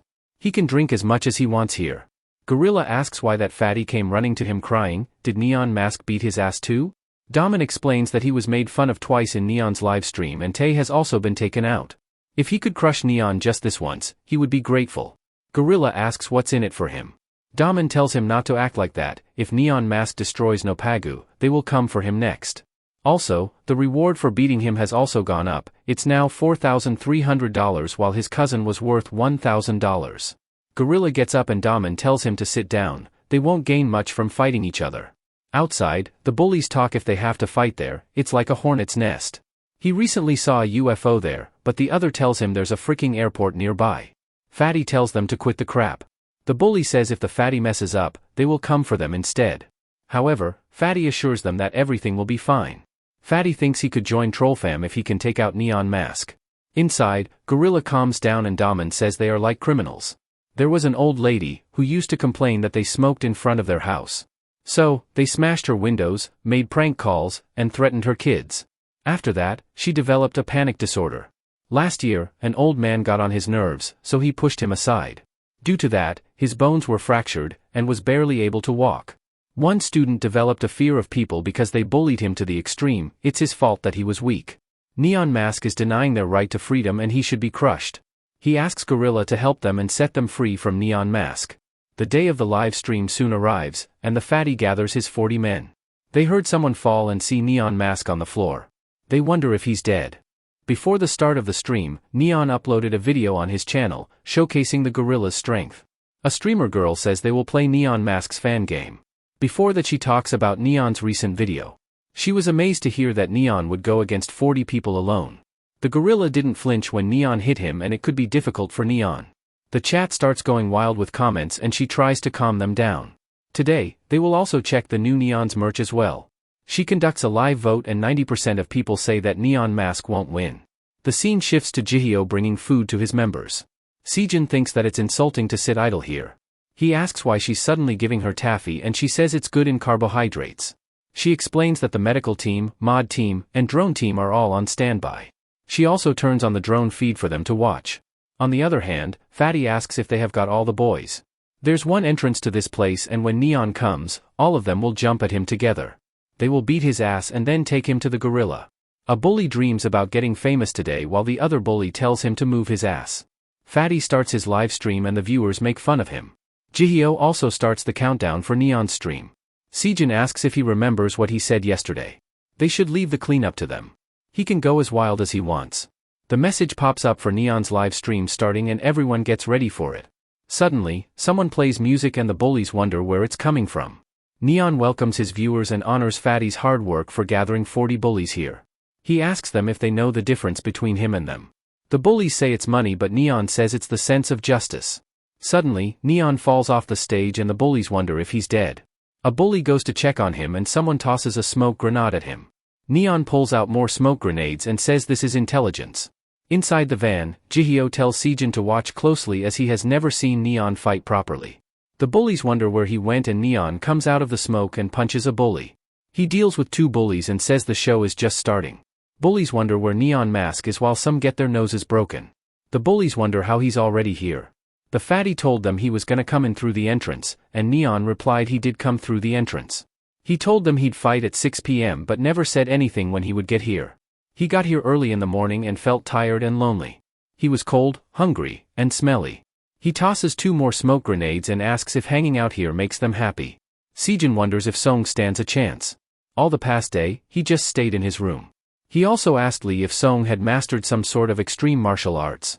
Lee says he's not sure if it's a martial art, but tells him not to worry. Neon says if he's going against 40 pussies then he'll find a way to win somehow. He drags a bully by his head and says they are screwed. The drones take live shots of things happening down there. Fatty is screaming at his boys to pay attention. Earlier, Gorilla received a phone call from his cousin, asking why he was doing this. It's pissing him and Neon will kill him if he continues it on. Gorilla wonders why he was acting so scared. He snatches the phone from Fatty and tells the boys to listen up. He says that whoever gets taken down by Neon Mask won't show their faces at school. Fatty says that it's the streaming phone and viewers wonder where this gorilla came from. On the street, Neon is taking bullies left and right. He sees his next target and approaches him. The boy says they don't want to fight him but are made to do so. They were following the gorilla's order and Neon makes fun of him for being a piece of trash. He says if they were forced to challenge him with 39 other guys, then they should have crushed that gorilla instead. He smacks the bully and asks if they don't have brain cells to think about that. The bully asks why they are struggling against one guy and the boy says because he keeps hiding in smoke. The bully rushes through the smoke and Neon asks what's his problem. He sidesteps and tells him to stop charging like a bull. The bully hits another bully and Neon thinks they really are idiots. Sejin says that Neon is wiping them quickly and Jihyo says he'll reach his limit soon. She asks Pleasure if he installed the app and he replies yes. Neon wonders why there are still so many guys left and wonder if another neighborhood joined them. He can't do this anymore and tells Joy he's moving to phase 2. Saro slams his fist and tells her to think about their situation. This is Nopagu's territory and if they order something from another company then they might figure out who they are. However, they ignore Saro and keep fighting over the food. Jihyo tells him to shut up. She was going to go easy on him but not anymore. They will eat what she orders today. Pleasure also says that this isn't the time to talk about something like that. It's his cheat day today, so at least let him order something he wants to eat. Saro asks if everyone has gone crazy here. Park says they could do anything but shouldn't break the van. Sejin tells Neon to listen carefully. Neon thanks him for paying attention. But Sejin says that Joy wants him to pay an extra $18 for a meal. Neon asks if all of them are dumb enough to even hear him out. His last smoke grenade runs out and he becomes worried. The bullies spot him and say it's time to get him. He informs his mods that they are moving to phase 2 whether they like it or not. They advise Neon to keep running. They'll soon end up getting split into groups of lazy, slow, and fast guys. If he wants to reach Gorilla, then he'll have to force others to give up the chase. He'll need to focus on taking out the fastest guys first. Jihyo says they'll also make sure to target the quickest guys first. Pleasure in the background says he has ordered 5 packs of noodles. Neon asks if they haven't eaten properly and tells them to focus. Sejin asks what's phase 2 and Saro explains it's street assault, it's Neon's area of expertise. Neon turns around and grabs the wooden plank from the floor. He uses it to smash the bullies and throws all 3 of them into the sewer. Saro says it's a tactic that originated in the early 90s and was used in turf wars in countries with high crime rates. Since there weren't enough guns and ammunition for the gang's fight, one gang started developing tactics to take out the armed opponents with bare hands. Most people think that martial arts, weapons, money, or whatever they can get their hands on can be used as weapons. Does he want to know what weapon Neon will use, or more importantly how long will he last? Neon deals with 3 bullies at once and viewers didn't expect this would happen. He's running completely wild and feels that this is the badass Neon Mask they all rooted for. He's like a berserker on the battlefield, the king of carnage. They wonder how he has so much stamina left. Any normal person would be breathless by now. Rumors start circulating that he's a former pro athlete. Before Neon went on a carnage against 40 folks, Tae watched the fatty challenging Neon publicly. He thinks that fatty is a stupid moron for getting himself involved in this. He gets up for the bathroom and sees Neon sitting on the couch. Tae freaks out and wonders what he's doing here. Neon tells him to calm down, he isn't here to beat him up. Tae asks then what brings him here. Neon says that someone from his channel will be here soon. When they get here, he wants him to tell them everything he knows about Daman, Fatty, Nopagu, and Imul Hai. If anything he tells doesn't turn out to be true, he'll come at him himself. Tae says if Daman finds out he's helping him he'll be stuck in the gray area. Neon says that's not his problem. He sighs and asks if he wants to do anything with his life. After a bit of hesitation, Tae replies he wants to run a shopping mall in the future. Neon finds his desire interesting and flips through his small diary. He takes out a card and tosses it over to him. He tells him to learn some business from this person once he apologizes. If he tells them he recommended him, they'll teach him a bunch of stuff and give him a part-time job. It's up to him if he wants to be Daman's minion or his informant. Tae agrees and will tell everything. Neon leaves and says he made the right choice. Tae stops him and says that the gorilla Fatty recruited is on the same level as Daman. No matter how strong his team is, taking them on is hard. Neon says he's too slow, the stream's already over. Tae watches the stream and in it, the bullies talk about going home. Another bully tells him to pretend looking for him. If Gorilla finds out he'll be pissed off. Suddenly, the bully senses something inside the garbage and wonders if Neon's in there. He moves the stuff away and Neon gives them a jump scare. He punches him from the bin and sends him flying. Neon comes out all dressed and says their favorite Neon is here. The second bully makes fun of his getup and Neon punches him in return, saying there's no difference between his clothes and theirs. The bully hears some noises from downstairs. When they inspect the noise, they find Neon there. Neon removes his getup and makes a run for it. The bully tells others to block off the other side, but Neon jumps over it in time. He tells others to go around and beat him. However, Neon says there won't be a need for that and slams the door, knocking the bully out. Fatty grows scared and makes a run for his life. The viewers make fun of him for being a coward. Daman calls Fatty, saying it's fine. He just needs to wear him out, but Fatty replies that there aren't many guys left. He might beat Gorilla as well. Daman says he's getting on his nerves and asks who's more scarier, him or the gorilla. If he's saying it's fine, then it's fine. He should do his job of keeping him busy. On the roof, Neon throws a sledgehammer at bullies, confusing them, and the handles smack both bullies. One says his jaw might be broken while the other says he won't be able to speak if it was broken. Neon jumps down from the roof and bullies look down from the edge. They look around on the ground floor and wonder where he's hiding. Neon grabs the lone bully and slams him through the metal bars. He asks if he is looking for him. Neon rams the window on his hand and he cries in pain. Other bullies, afraid, run away from Neon. Neon chases them and kicks the trailing bully. He uses hit and run strategy, and runs upstairs. Other bullies follow him and come to the roof. Suddenly, Neon jumps off the roof and says he'll see them later. He parkours down the building and starts running again. Sejin wonders how he figured out the layout of this neighborhood. After he dropped him home, he just stayed in his room the whole time. Jihyo asks if he noticed anything weird when he was taking him home last time. Sejin says he seemed fine but walked into a pole for no reason. Jihyo says because he took anti-nausea medicine. Sejin remembers seeing it with him. His body might have been at home last week but his mind was somewhere else. In his head, he was right there. Earlier, Jihyo walked into the studio and found Song muttering something to himself. She kicks him and asks why isn't he listening. Song says the fatty name on seeing Jihyo. Jihyo grabs him by the throat and Song apologizes for it. She cooks a meal for him and says she is amazed by his ability to focus. If he had applied it to his studies then he could have gotten into any university. Song says the same for her, she could be studying instead of cooking meals for him. She tells him to shut up, if he keeps taking anti-nausea pills on an empty stomach, he'll get knocked out for good one day, then who will pay her fees? He should at least try to eat properly while he's still alive. Song thanks her for the food and takes his pills. Inside his room, Park informs that he has uploaded a 360-degree video and a 3D map of the area, and Song thanks him. He says that technology has come a lot further, and they can make maps using toys. Siha corrects him that these aren't toys but drones and 3D scanners. He has paid the company and they had a hard time measuring it, so he should thank them as well. Song agrees and takes out his glasses. He puts on his VR and says it's giving him nausea. The world transforms into 3D and he practices in it. Sejin looks at Neon fighting and understands that street assault just doesn't mean physical strength but the ability to take advantage of the environment. Neon soon reaches Fatty's hideout and waves at them to come out and play. Gorilla shoves the Fatty away from the window and sees Neon. Sejin remembers his sister's word that Neon Mask is good at acting invincible, but he thinks she's wrong. He doesn't act like he's invincible, he only pretends he can beat them. Neon asks if aren't they coming down, or does he has to come upstairs. At the van, Park says he's heading out for a bit and Jihyo tells him to watch for Muwon patrolling his area. He closes the door and wonders what she wants him to do. Muwon doesn't listen to him anyway. Neon asks what are they waiting for, his legs are hurting so they should hurry up. Sejin and Pleasure remain amazed to see Song getting past 40 guys. He has been running around for an hour but doesn't even look tired. Jihyo says he's probably at his limits but he's trying to hide it. Neon tells Joy to recall drones one by one. Once they are out, she should switch to rear cameras and get ready to change formation. Suddenly, someone throws bricks at Neon and he evades it. Fatty is the one tossing stuff at him and Neon calls him low-life piece of trash. Suddenly, Gorilla comes from the side and punches Neon. Sejin gets worried while Jihyo stays calm like it's usual for him. Gorilla asks if it was fun beating a bunch of losers, and Neon says it's his fault that those guys got beaten up.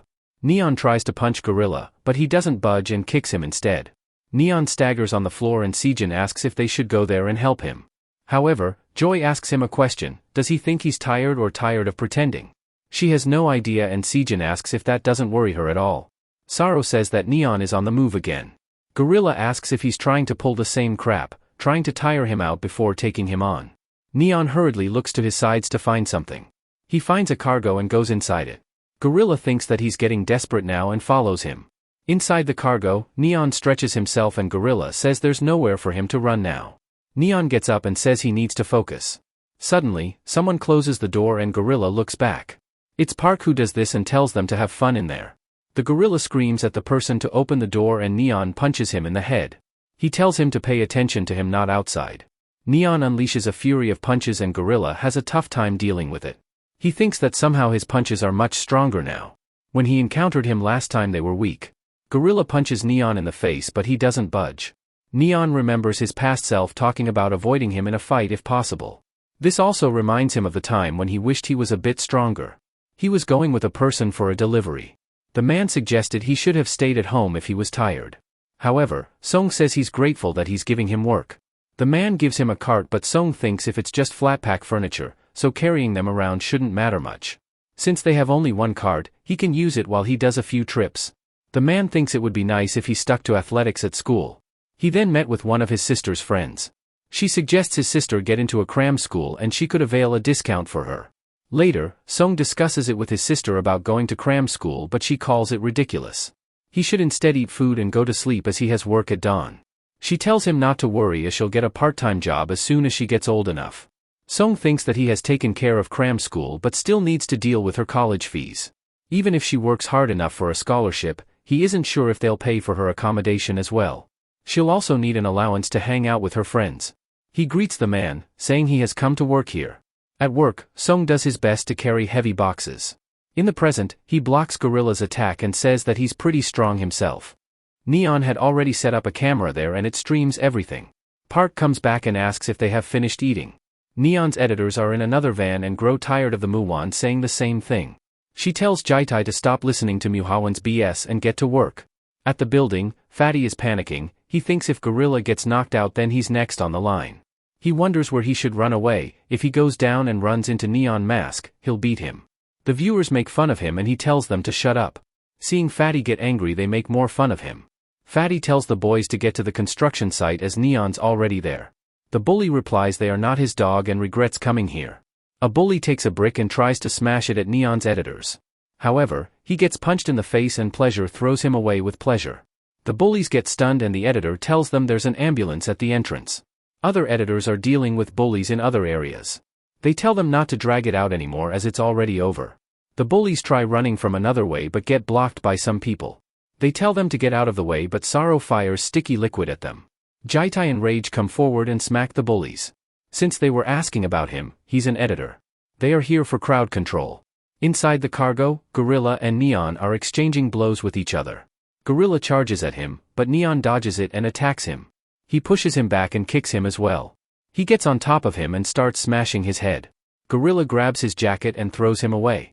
Neon's mask breaks and he puts in his finger and breaks it further to make room for his eyes to see. He says this mask was expensive and now he'll have to pay the price. Outside, Joy says that losers on their ends have been dealt with. The bullies got melted by the editor's compliment. Pleasure also says that things have been resolved on their side as well. The remaining guys are left to the last team.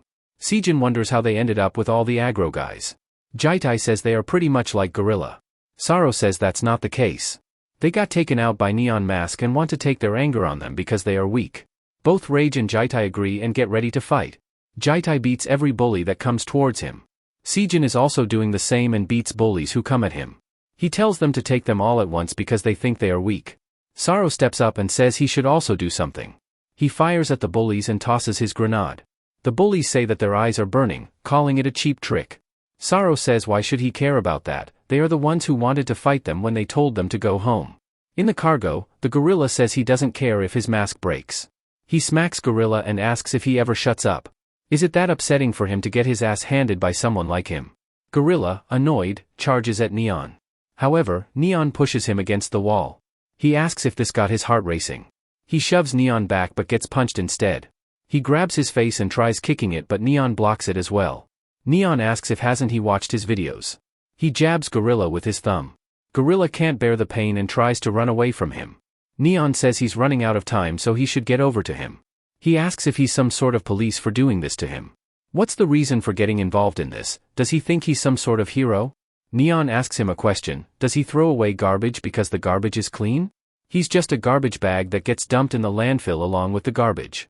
He should know that if one of them dies here, no one will care about it. Gorilla, scared, says that Jinpa's got his back. Neon asks if Jinpa will really come to clean up his mess. Even if he keeps living on, there's no one waiting for him at home. They start sparring again and the cargo shakes violently.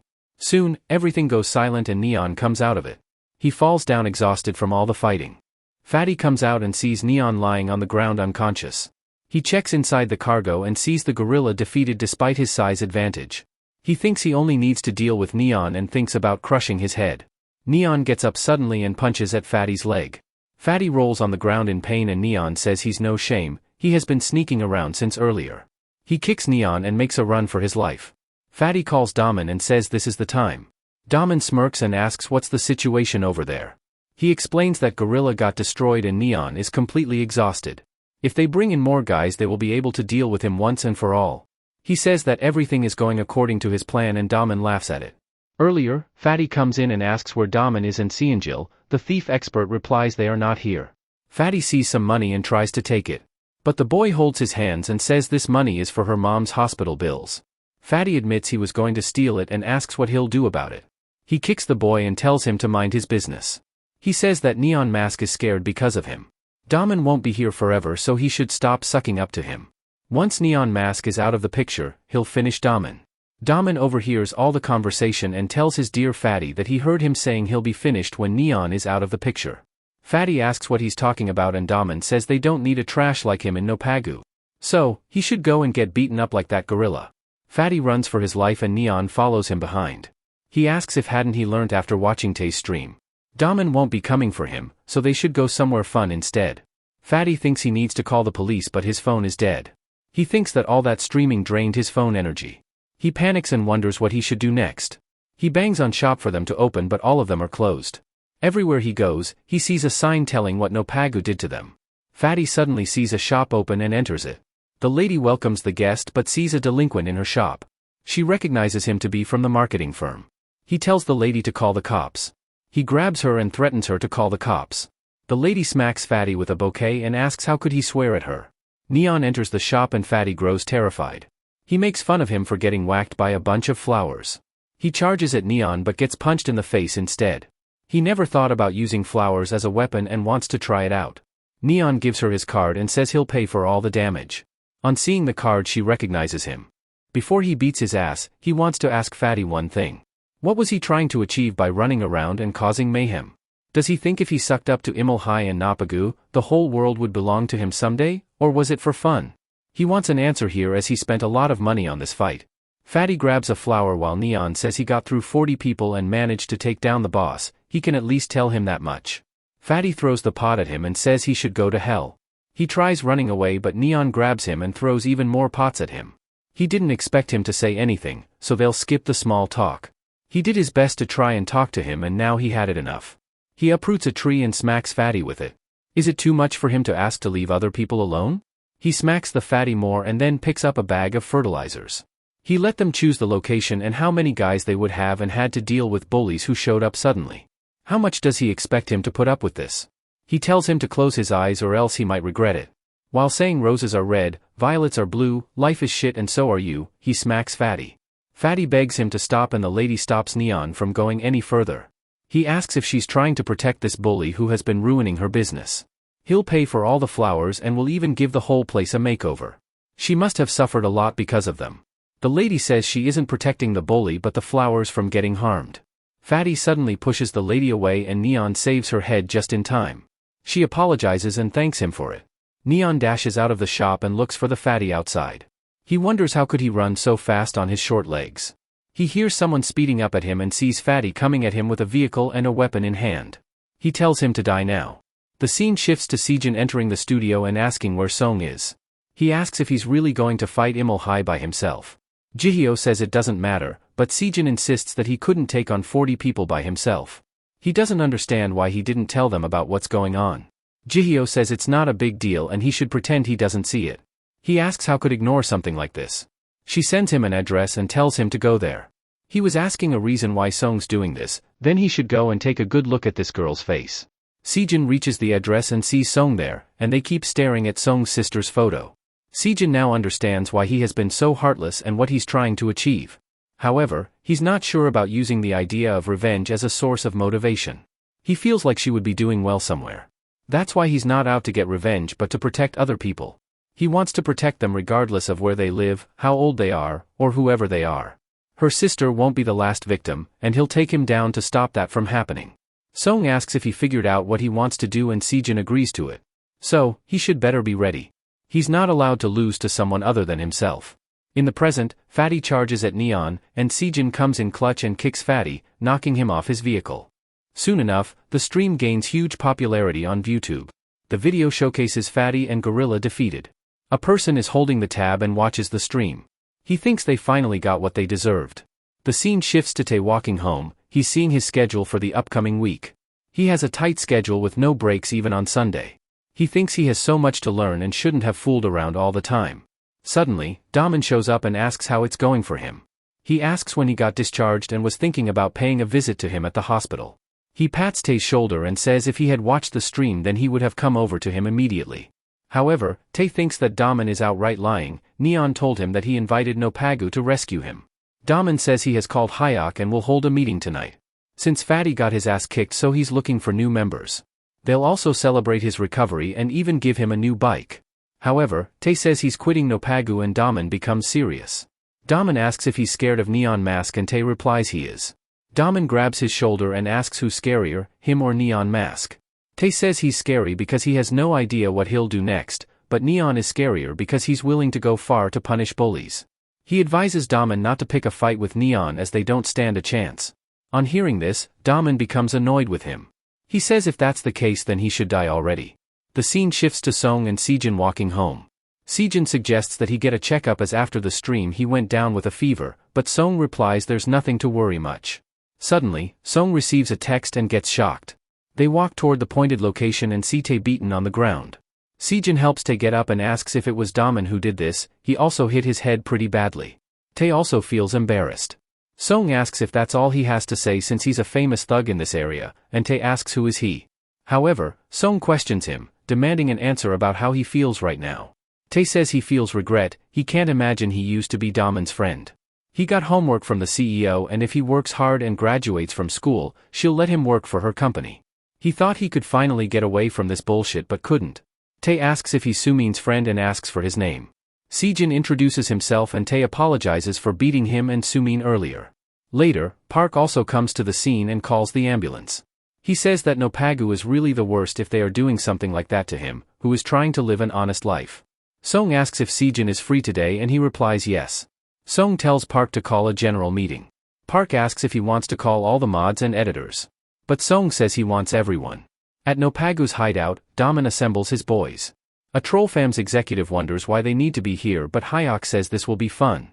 He has been itching to fight and wants to beat anyone who stands up in this small neighborhood. The boy says they will pick up a new executive, so they should raise their hands to volunteer. The bullies think that Tay and Fatty got destroyed, so they'll be screwed if they volunteer, but they can also get a bike for that post. The boy sees no raised hands and asks if no one has balls here. He says one more time and a bully hesitates to raise his hand. Suddenly, a truck blocks the exit and Daman wonders what is happening. A person comes out and asks if they are looking for someone good at fighting. Neon tells Daman to get his ass over here. He should forget the live stream and all that stuff, he's going down today. Behind Neon, all his mods and editors have assembled. Daman panics and wonders what Neon is doing here. The mods and editors charge at the bullies, beating every single one of them. Hyok gets all happy seeing some action and wants to join in, but his friend holds him from causing havoc. Some bullies get frightened and try to run away. However, a bully bumps into a tall man and gets thrown back. The men ask if they are the bunch of losers everyone was talking about. They are a disappointment. The man shouts that they only need to block the exit and they tell their leader to fight to his heart's content. Neon approaches Daman and the boy stands in his way with a knife, saying he'll cut him with this. However, Neon takes away the knife by hand, injuring himself in the process. He smacks the bully with the knife's tip and he gets knocked out. Next, he approaches toward Daman. Suddenly, Hyok calls out to Neon Mask and says to fight him instead. He introduces himself and asks if he remembers him. Neon tells his mod and editor to deal with him. Sejin, Joy, and Jidai rush at him. Sejin gets surprised when he took hits from all of them. Hyok says he's also their fan and it's a pleasure to meet them. On the other hand, Neon grabs the table and flips it over on Daman. He steps on it and stomps Daman with it. Neon, while on top, says that it won't even take him 2 minutes to crush his pathetic little gang. Did he think he left him alone because he was scared of him? Then he should remember this, he's a nobody. When Neon was about to punch Daman, he sees Joy flying through the air. Hyok is the one behind it and he punches Jaitai next. He grabs Sejin by the neck and he thinks that he's too strong as if he's a machine himself. He slams Sejin on the ground and when he doesn't retaliate, Hyok calls him disappointing. Neon leaves Daman and says he's quite persistent.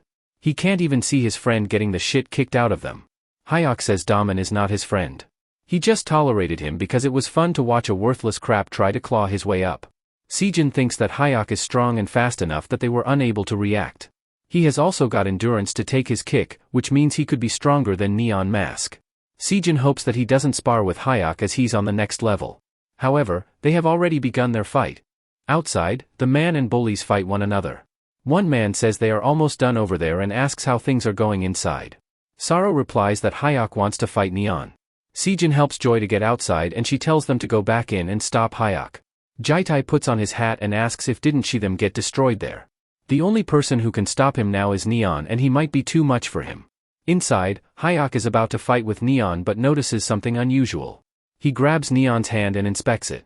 Sejin thinks he managed to grab Neon's arm that easily. Hyok looks at his hands and says this won't work. His hand is bleeding and he suggests fighting when his hand is healed. 2 months should be enough for him to heal. Plus, he'll have to train more as well. When Neon asks him the reason, he says that after watching his stream, his moves can't beat him right now. He knows that as well. However, he shouldn't worry much about it, he just wants to fight one-on-one with him. He can choose the date and location. He'll personally take care of anyone who tries to interfere. Neon agrees to his idea and Hyok gets pumped up. Neon tells him not to get excited, he has a condition if he wins, and he whispers it over to him. Also, if he wins then he'll reveal his true identity. Hyok grins and tells him to hold his promise. Later, Joy grabs Neon and asks why he's letting him go. They could have crushed Hyok today. However, Neon says that's not true. Hyok is happy to fight and tells his friend he must be jealous of him. Neon also tells Joy that he's the one letting them go instead. Outside the Nopagu's perimeter, a man says that things are already taken care of and Sejin's sister smacks him. His lackey suggests going in there and dealing with them while the man says it would be awkward to step in. He tells everyone to head back. Sejin's sister notices Mod rage and wonders if he's her brother. However, she brushes it off and believes it couldn't be possible. At Nopagu, the bullies are searching for Fatty while he hides behind a building. The boy curses at Neon Mask for messing with them. A bully asks what will happen to Nopagu.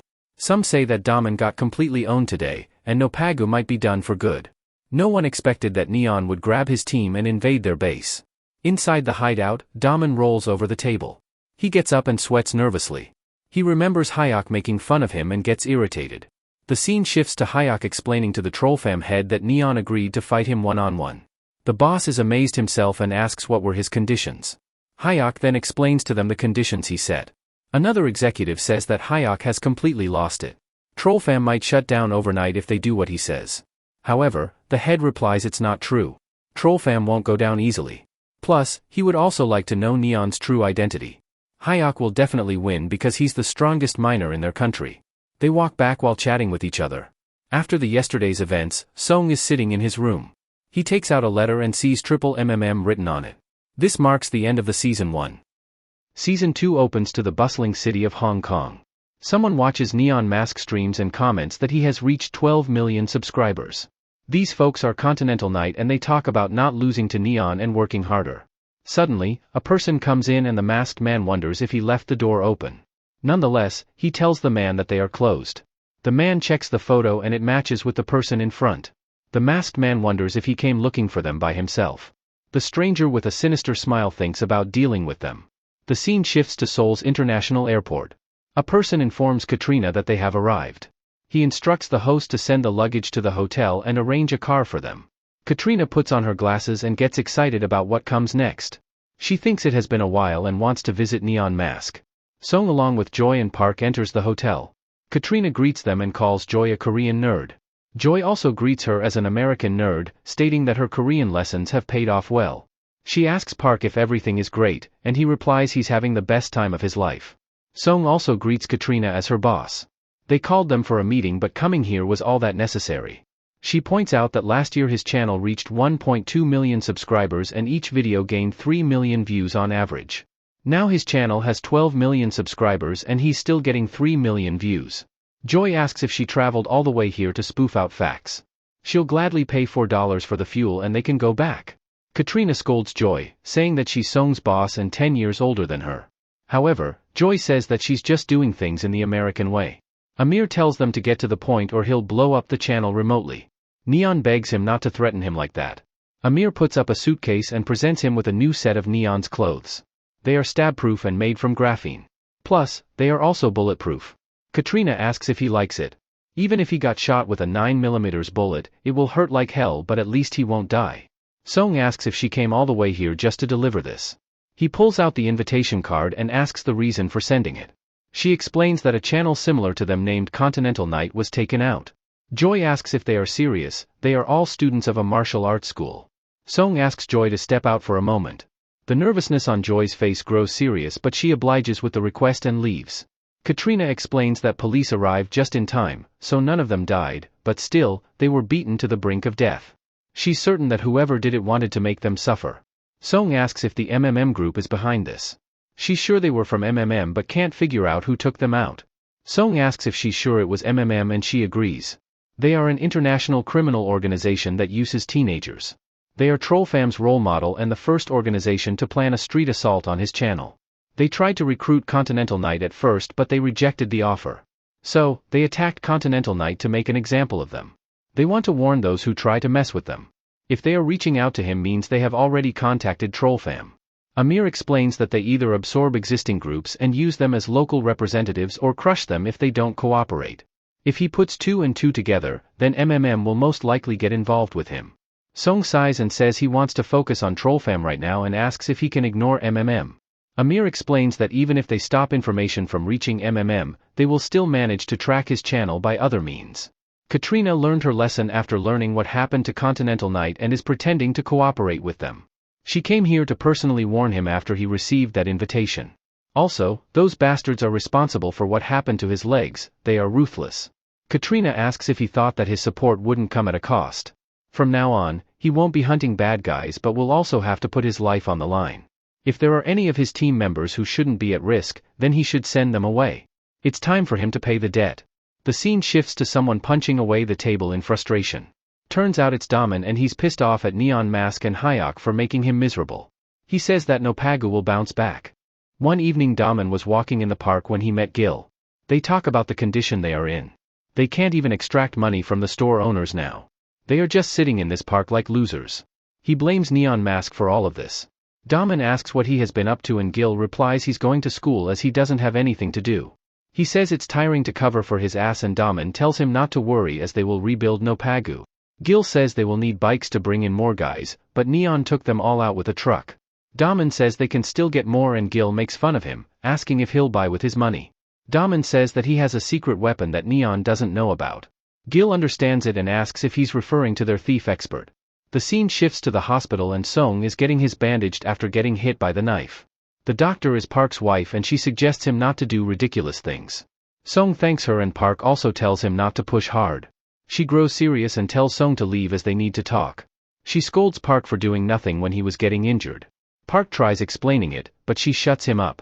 Song comes out and asks Joy if they should leave first. Joy asks if he'll take on MMM.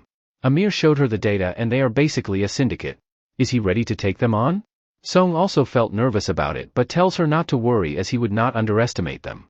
Joy gets up and asks when he began listening to her. Song doesn't say anything and thinks about what happened before. At the boxing place, Sejin is standing alone. He imagines the moment when he faced Hyuk. He tries anticipating his punch and retaliating, but feels that he's too slow and will get punched. Next, he tries kicking him, but Hyuk would have dodged it and charged at him in the stomach. He runs through more stimulation but can't imagine himself winning. He thinks that Hyuk is a monster. Sejin clenches his fist and doesn't want to give up. He thinks Hyuk is ranked first with GMK and is the strongest miner. No matter what he does, he can't see himself beating him. Also, the gap between his physical fitness and level of training is huge. Can he beat Neon or even Hyuk ever? Siha comes inside the boxing room and Sejin asks if he heard him. Siha says he didn't hear him but it was obvious what he was thinking. He asks what they should do next and Siha says it's very obvious. They are up against a professional fighter who is at least 6 feet tall and has spent his whole life training in different martial arts. If Song doesn't find a different way to fight then he doesn't stand a chance. Sejin also says how he thought about different fighting styles but couldn't picture himself beating Hyuk. Whether he thinks about charging at him, keeping his distance, or grabbing him, he's much stronger than him. He can match Song in terms of sheer strength but is outmatched on more fronts against Hyuk. Siha while practicing says they have someone who can match his strength, it's Song who has the street assault techniques. Sejin says that even though he took loads of Imul High people, they were individually weak. He believes that surprise attacks or drawing the fight long wouldn't work against Hyuk. Siha stops punching and asks him a question. Does he think that Song is the strongest on the Neon Mask channel and he's the next strongest? Sejin somewhat confused agrees to it. In that case, he only has one thing to say to him. He's actually the weakest in the team. Siha brings Sejin to an isolated construction place. Sejin asks if this is where they film Neon Mask livestream and Siha agrees. Song rented this place a while ago. While tossing a helmet, Siha says that they aren't allowed to make a mess in the gym, so he brought him here. Today, he'll show him why he's the weakest member of the Neon team. Sejin chuckles and agrees to the duel. He isn't offended that he called him the weakest member, but he would like to know why he thinks it like that. He tells Siha to bring it on. However, Siha brings his gun out, and Sejin wonders if won't they fight with fists. Siha fires at him at multiple points. The gas makes Sejin all teary and he crawls on the ground. Siha says that for him he has swapped his normal spicy bullets with super spicy bullets. Siha fires another round while Sejin rushes to take cover. He takes cover behind boxes and says he's taking it too far. Siha while tossing a grenade asks if this isn't sparring then what would he call it? What matters is that they win in the end. The grenade bursts and Sejin does his best to evade it. He grabs a wooden plank and uses it to shield himself from more projectiles. Sejin while taking cover behind walls thinks that he can't open his eyes. He tells Siha he has gone too far. However, Siha calls him naive. What will he do if his opponent picks up a weapon? What if they try to overwhelm him with numbers or ambush him? Siha prepares to deploy his drone while asking what he'll do if they face stronger opponents. Sejin says Hyuk asked for a one-on-one fight. If they show up with weapons or extra people, then Neon's channel will lose face. Siha asks if it's fair to fight Hyuk one-on-one when he has been training with the best fighters all his life. He needs to learn how to take advantage of street assaults. Currently, he's being too simplistic and limited. Siha launches a drone and Sejin panics on seeing it. He tries running away from its shot while complaining at the same time. Siha thinks that Sejin is just muscle and whines a lot. He asks if he faced anyone picky with their methods. He heard from Jihyo about how he wanted to stop Neon. The way he's right now, he can keep dreaming about it. He couldn't even touch him. Sejin notices a metal bar and thinks it will do work. He points at Siha and apologizes in advance if he breaks his drone. Siha grins when he sees Sejin picking up the street style. Sejin uses a container to parkour and leaps to the drone. Using all his might, he smashes it. The drone breaks down and soon Siha comes out with his gun. However, he doesn't see Sejin anywhere. He quickly goes inside to check but doesn't see him there either. He thinks about hiding his weapons bag so that Sejin can't use it. He then searches for him cautiously. He senses someone nearby and points his gun in the direction. Suddenly, something hits him from behind, but he blocks it. He compliments Sejin's smartness but says it won't be enough. However, instead of Sejin, a bag wobbles on a rope. Siha has been fooled and Sejin dashes at him from behind. He asks if this is what he wants. Siha just blocks his punch with his gun. However, Sejin says he already anticipated that and kicks him in the guts next. He then uses Siha's gun to fire at him. Siha cries on smelling the spice. Using the window of opportunity, Sejin punches him. He asks if that feels good now. He grabs Siha by hand and says not to take it personally. However, Siha brings out a grenade and tells him not to have hard feelings as well. Sejin curses at him and the grenade soon explodes, leaving them on the ground. While lying down, he asks Siha if he wants to eat something together. Later, Sejin treats Siha with a rice ball. He tells him to consider it as a lesson fee. He didn't expect him to use a drone to fire spicy bullets. Still, if he trains like this then he could stand a chance against Neon Mask. However, Siha disagrees with him. Sejin asks about how he met with Song. Siha explains he met him 2 months after the channel was created and Song came looking for him. He used to do some dangerous things and Song was the one who made him stop. The scene shifts to Song walking through the streets. He sees a kid trying to steal a bike. Song approaches him and says it is against the law. Suk explains that if he does this, then Daman will give him $8. Song asks what he'll do with the money. Suk replies he'll eat instant noodles with his mom. Song asks if he will give him the money then will he leave that bike alone.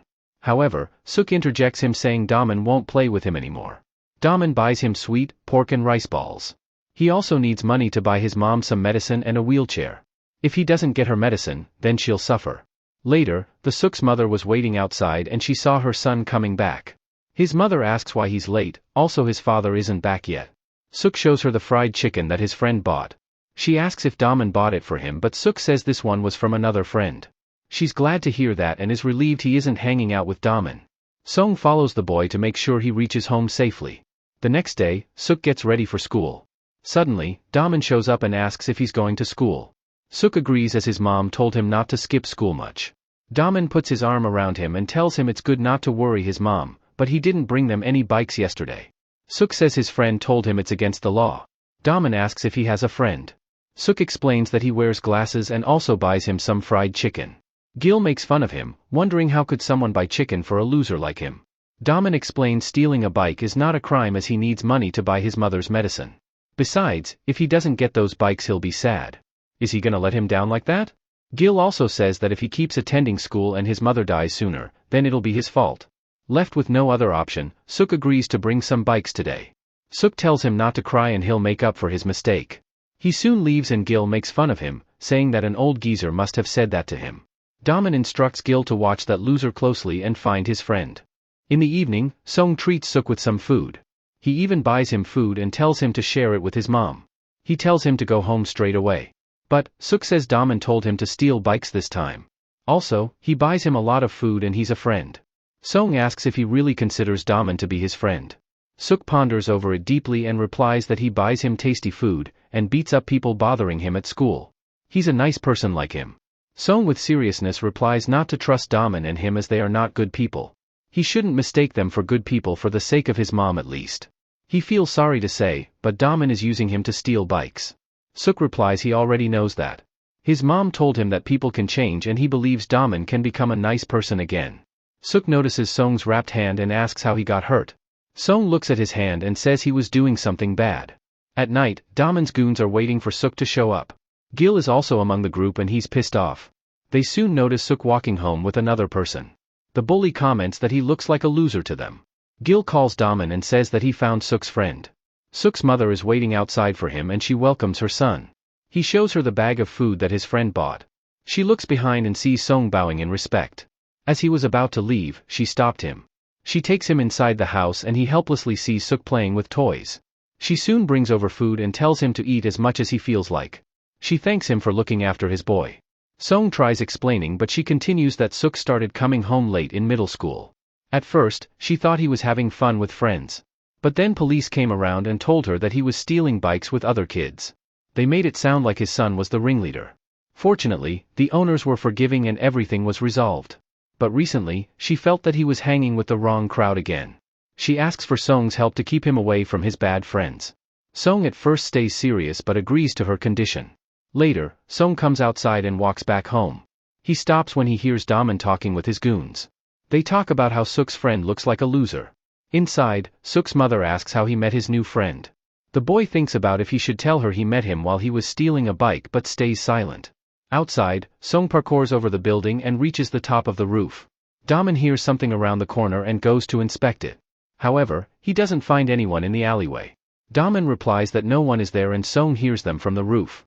Daman talks about beating the crap out of him for messing with their money maker. On the other hand, Suk describes to his mother that he doesn't know his name, and he didn't tell him either. He buys him lots of food and gives him advice as well. His hand was also hurt and it seems like he's always crying.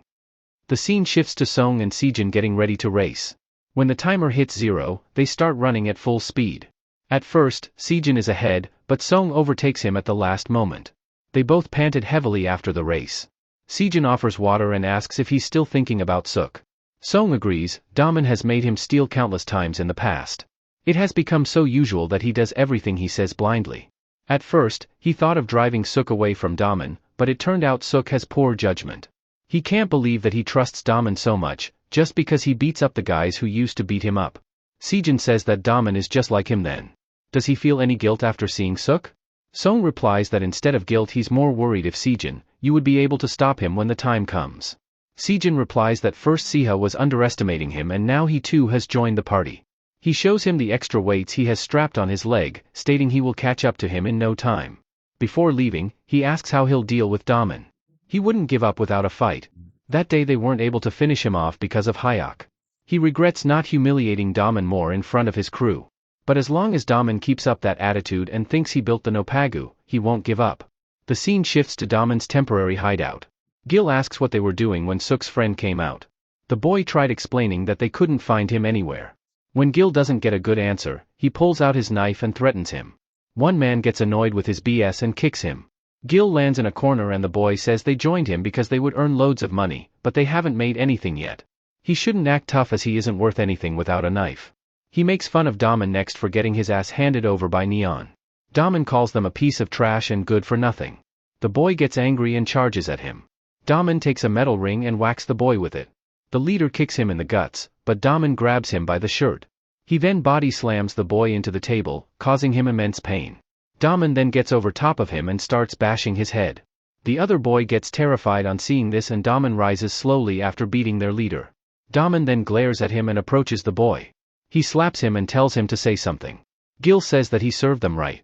Daman clenches his fist and says if Suk disobeys them once more, they'll kill him. The scene shifts to Park explaining that Suk could be given a part-time job even if he's a bit slow. He tells Song that Suk is a hardworking boy, and Song agrees. He went to work for Nopagu for his mom's sake, which makes him a bit sad.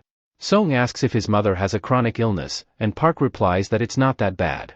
Her health would only deteriorate if she doesn't take her medicine regularly. Song asks about the treatment and medical fees. Park replies that she doesn't have a rare disease, so treatment isn't expensive. However, the problem is that she's saving it for her son instead of for herself.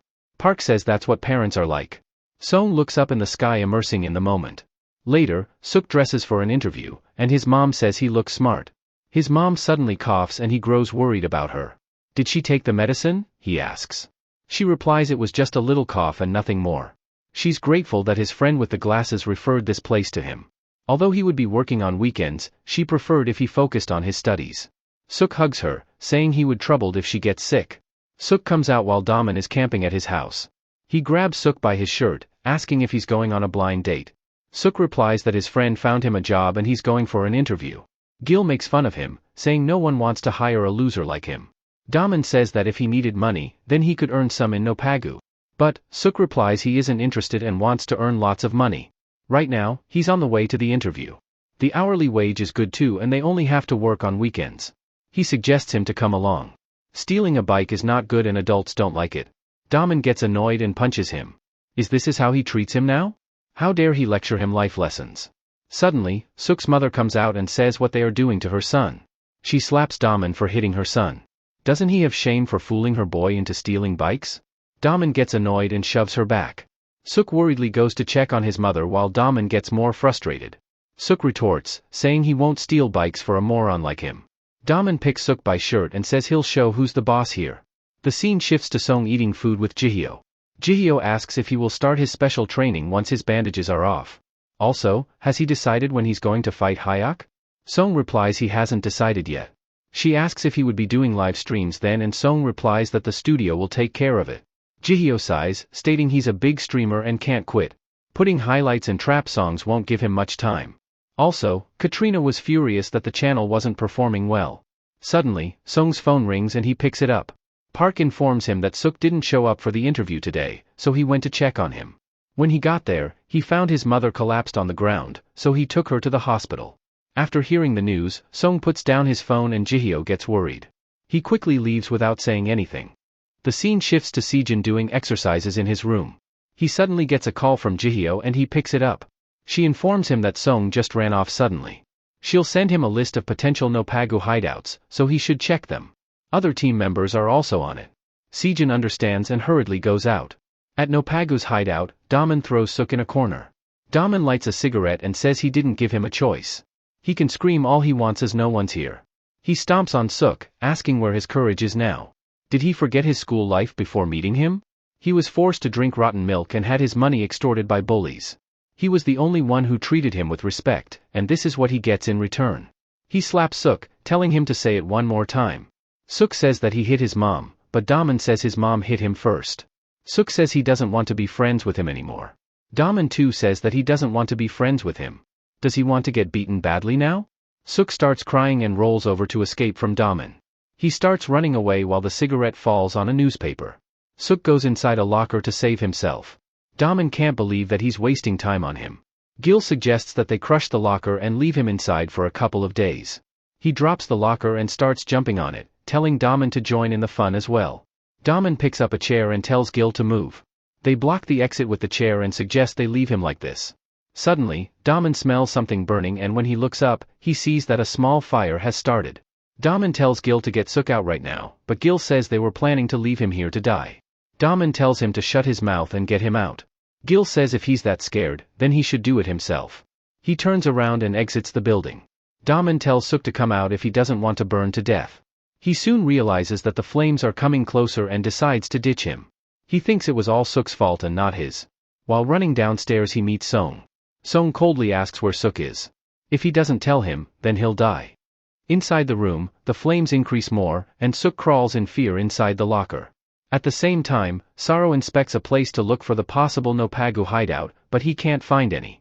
Pleasure also tells the same thing at his location. Similarly, Joy doesn't find him either. Sejin is looking after the potential spots too. He believes that the hideout must be near Suk's home.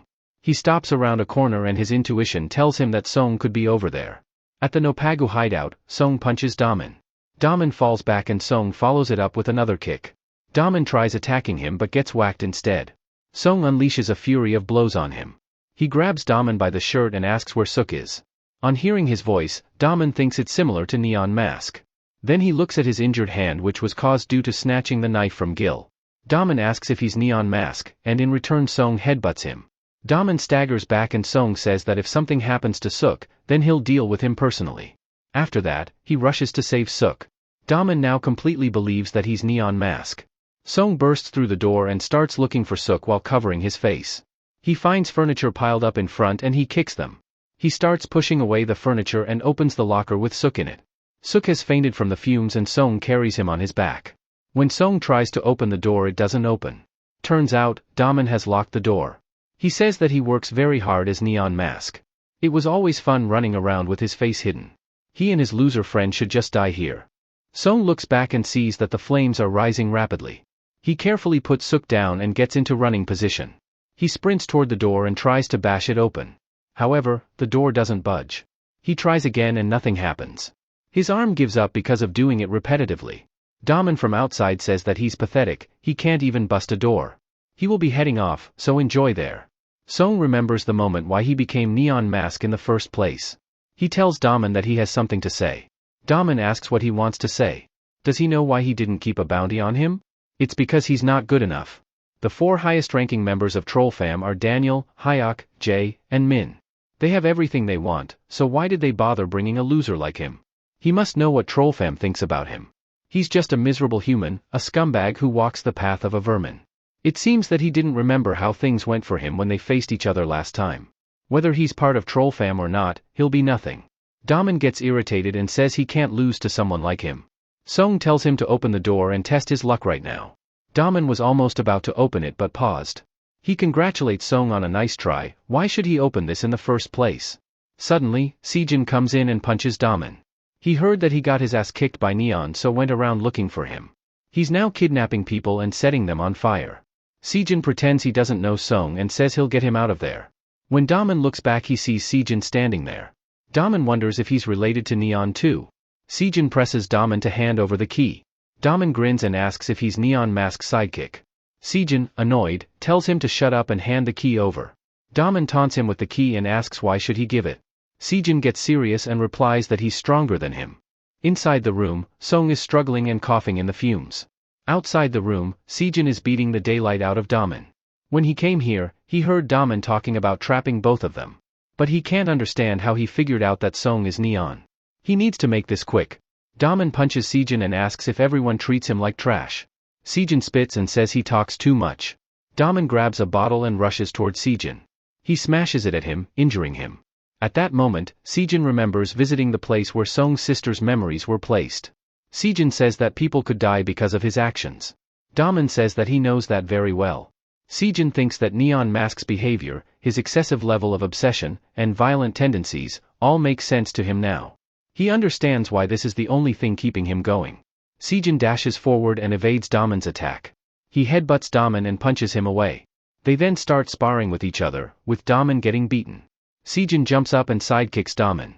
Daman finally loses consciousness and Sejin searches him for keys.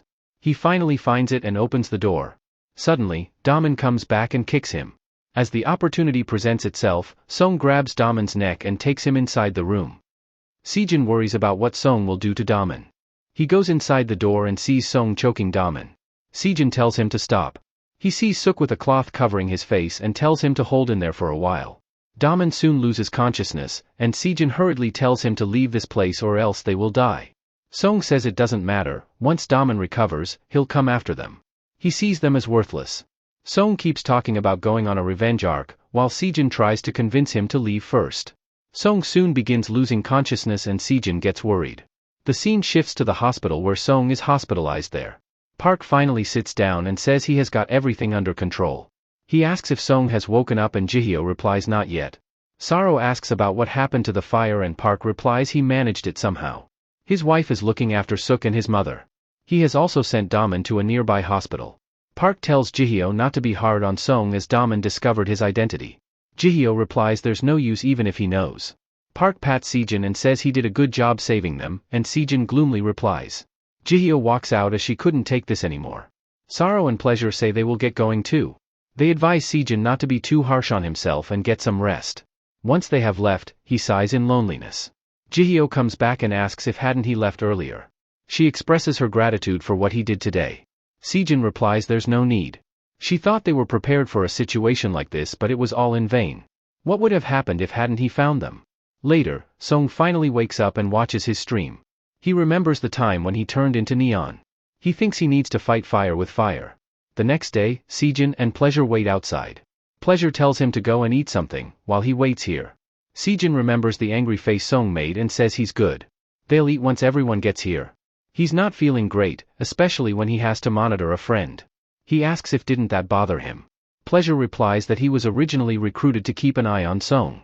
Soon enough, Song comes out and he asks what they are doing here. Sejin says he's finally up now while his stomach grumbles. Song says he must be keeping an eye on him even though he's hungry. Sejin asks where he's going especially in that clothes. Later, Jihyo talks with Katrina about Song. She says there's no point in attaching a GPS tracker to his mask. What will they do if he takes off his mask and leaves his phone behind? Saro suggests putting an ID tracker under his skin, but she says he isn't a stray dog. Jihyo suggests that she track Song with a satellite if he disappears. Katrina asks if she has lost her mind. Renting a satellite is very costly. Jihyo insists on doing things like that and Katrina replies they aren't CIA or something. Jihyo says she wanted to deal with Trollfam at last because of this. Katrina suggests sharing information when Song goes somewhere. Soon, Song comes in and greets Siha and Jihyo. Siha asks why he left the hospital so early. Song replies it's simple, there's no time to rest. They will be soon streaming the Nopagu's special feature. In an alleyway, Daman is walking alone. He thinks he knows what Neon Mask looks like but doesn't know where he lives. Some guys watch Daman from around the corner and nod in agreement. While Daman stays busy in his thoughts, more guys show up in the back. He wonders what the connection could be between all of them. He should ask Suk about where Neon lives. Suddenly, loads of guys stand in front of Daman and he himself wonders from they all crawled out. The scene shifts to Suk helping his mother out of the hospital.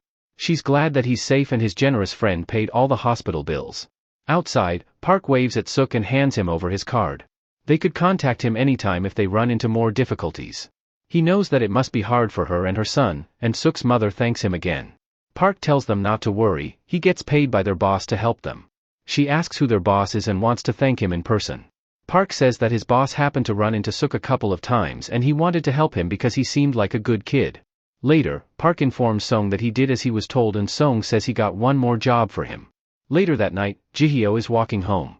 She comes inside and relaxes on her sofa. Suddenly, she gets a call from Sejin and she asks what is it now. Sejin informs that Song is doing a live stream. She replies that they don't have one scheduled for today, and Sejin says that the stream has already started. In the stream, Neon greets his viewers as suckers. He has got some fresh content for them today. For the first time, they will keep streaming until they get shut down. Everyone's welcome to join him in today's stream. It's fine if they lose, but every time they land a hit on the target, they'll win $8. He doesn't care if they ambush the target, throw things at him, or attack him at home. As for the target, that is going to be Daman. Some viewers have conflicting views about what Neon is doing. Trollfam wonders why Neon is going on a full assault. This is different from what he normally does. Daman is surrounded by guys and he asks what they are doing here. Some boys make fun of him. One says that he doesn't know how Neon got to him but he stuck a deal with them. He has gotten quite popular and every time they hit him, they will be awarded $8. Some boys think that hitting him 1,000 will set them good for months. The boys think that they hit the jackpot today, while Daman curses at Neon Mask. Neon while squatting on edge thinks that taking Daman down would need some special methods. He asks what he'll do now. When it comes to being a scumbag, he's pretty sure he's worse than Daman. Daman thinks that if he stays here then he'll soon get surrounded. He needs to get moving. Daman faking confidence, asks if they all want a piece of him. Boys now understand why Neon chose him, he's not scared at all. Daman says that this is great, he had some business to take care of with them. He waves at someone, saying he's here. The boys look back as who it could be. Using the opportunity, Daman makes his escape. The boys quickly catch up with his plan and say he's running away. Soon, everyone rushes towards Daman. Viewers still have mixed feelings about what Neon is doing. Neon himself thinks that this is getting entertaining. The scene shifts to Jihyo rushing to meet with other mods. Sejin also comes in and asks if it's true that Song started the stream on his own. Siha says this is the first time, Neon didn't tell them about it. Pleasure says that they can't get their other teams ready in time. Jihyo understands it and asks Siha if his team is controlling the drones. Siha disagrees, suggesting that Neon might be doing it himself. She then asks Sejin if he knows where Song is. However, when she looks around, Sejin has already disappeared. Daman while running says that this is his territory and they can't catch him. He throws the garbage, slowing down his pursuers. Still, they don't give the chase and Daman admits they are quite persistent. Suddenly, he sees a few people on the motorcycle. While running, Daman instructs them to stop his pursuers. When they look behind, they see an angry mob running towards them. The pursuers say he must be with Daman and start taking them out. A boy says that they might earn money by punching these people as they are from Nopagu. However, the other boy reminds him that the money is for hitting Daman only. Neon can't have enough of this and enjoys it. Suddenly, Sejin barges through the door and tells him to stop right now. Neon puts on a happy face and says he knew he would come here, but how does he keep finding him? Neon tells him to view the stream and see Daman getting kicked.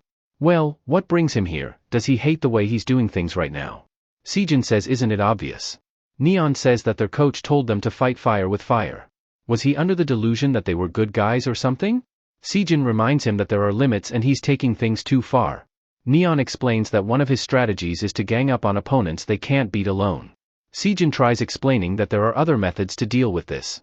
He's stooping at a very low level and should stop. Neon replies he doesn't care about other ways, special people deserve special treatment. Which also reminds him that isn't he the one who will take him down. Sejin replies he knows how it will end for him. Neon says if that's the case, then how about he push him off this building? Sejin scolds him to get down from there and take off his mask. Neon asks what will he do if he disagrees. Sejin tells him to stop joking around and Neon asks if this looks like a joke to him. This is his only reason for living. Down below, Daman is running through alleyways, cutting through corners. It has gone so out of hand that a car had to stop for the passing mob. A boy wonders which delivery he should do next when Daman shoves him and steals his vehicle. The pursuers call him a piece of trash and suggest using a shortcut to cut him. The boy blocks Daman's path but Daman, without a care in the world, brushes past him. Suddenly, someone throws a bottle at Daman, making him go off balance and he crashes into a wall. Daman, injured, starts walking away. They can't believe he's still able to move in that condition. When Daman looks around, he meets a dead end. The boys say that he's here. People say he can't run away now. Viewers start believing that Neon has gone a bit too far on this one. Neon watches the stream and thinks he's not making this easy. Suddenly, Sejin grabs Neon and throws him against the floor. Since he isn't listening to him, so he'll settle things with him right now. They will go all out here and can go their separate ways later. Neon chuckles and says that's quite cold of him. The scene shifts to Daman getting punched by his pursuers. Everyone starts ganging up on Daman, and he shouts, "Don't you know me?" The boy smirks and says he's their moneymaker. At the rooftop, Neon asks if today will be the day he'll take him down as promised. Sejin agrees and says he should better be ready. This will be their third fight and he'll win this time. Neon punches him quickly before Sejin attacks him. Neon says he's wrong, this is their first fight. He has never fought the real him before. Sejin also thinks that up till now he has only fought Song. Does he turn into a different person when he puts on the mask? Facing him head-on feels kind of overwhelming. Now he understands how someone feels when they are up against Neon. When they first met, he thought of him as a nice guy, but then he turned out to be Neon Mask. He felt like he achieved something when he became a mod. When he started treating him like a friend, he thought he had gotten cooler. But there were also times when he was scared of him.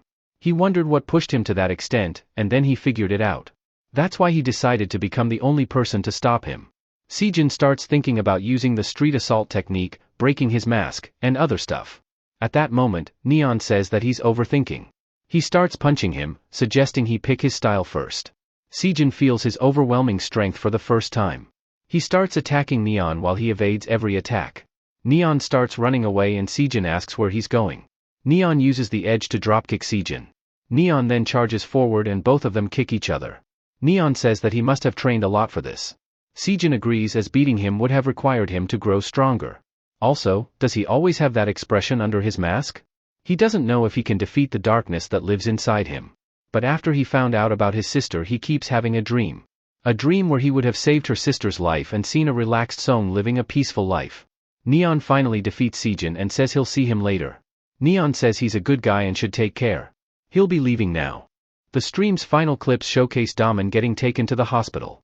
The viewers find the stream discomforting for the first time. His channel loses subscribers from 12.2 million to 11.9 million. Later, that night Suk is heading back home. Neon, while sitting on edge, calls out to him and asks if he knows him. Suk replies he knows him, the famous Neon Mask. Neon says that Daman won't bother him again and he's letting him off this time. But if he ever sees him hanging out with that trash Daman, then he won't turn a blind eye to it. He needs to learn to pick friends more wisely, just like his mother said. Suk asks how his arm is and Neon pauses on this. Suk suggests he come over to his house sometime as his mum makes the best fried eggs. Neon leaves without saying anything. At the studio, Jihyo barges in, calling out Song's name. She inspects every room but can't find him anywhere. She calls at the gym and the coach says he isn't there either. She laments that he left all the stuff here. She then turns to Park and asks if he's sure that he doesn't know anything. Park tries to calm her down and says he doesn't know as well. Jihyo says she'll tell his wife if he's lying to her, and Park begs her not to do that. Song didn't tell him anything, he's upset as well. He thought Song would come to him for help but he didn't. Siha says that he probably cut ties with them as the future seems uncertain. Park asks if he took his equipment then can't they track him, but Siha replies he didn't take it. If it's something they could have thought of, Song would have guessed it too. Pleasure comes in and hands Jihyo a phone call. She screams at Muwan on the phone, saying that this was part of Neon's strategy.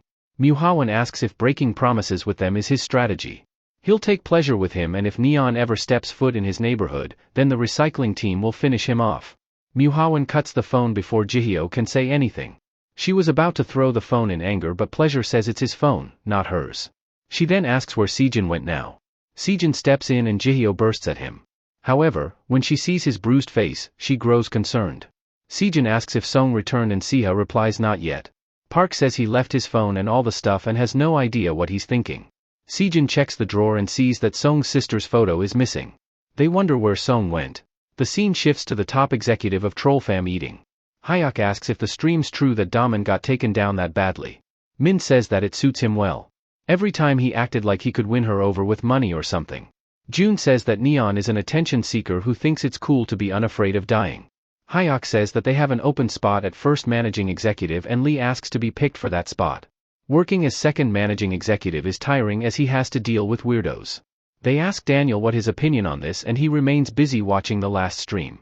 Min asks if he's worried about something and Daniel replies he was thinking about Neon's method this time. He's similar to them in some ways but different in others. He wants to know what drives him to do this. He tells Hyuk to ask him this question next time around. Hyuk replies he won't answer such questions. Daniel suggests that he beat the answer out of him then, and Hyuk happily agrees. Suddenly, Daman shows up at Trollfam's place. Some people gossip that he still showed up after getting embarrassed all over the internet. Suddenly, Daman kicks open the door, and Hyuk welcomes him. He didn't know that he had been discharged already. Daman asks Daniel and Hyuk to get some strong fighters. He knows the real identity of Neon Mask and they'll get him for real this time. Hyuk laughs at this and Daman grits his teeth in anger. Daman says that he only needs a couple of guys. He'll take some people from school and hunt Neon Mask with it. Daniel asks why should they clean up his mess.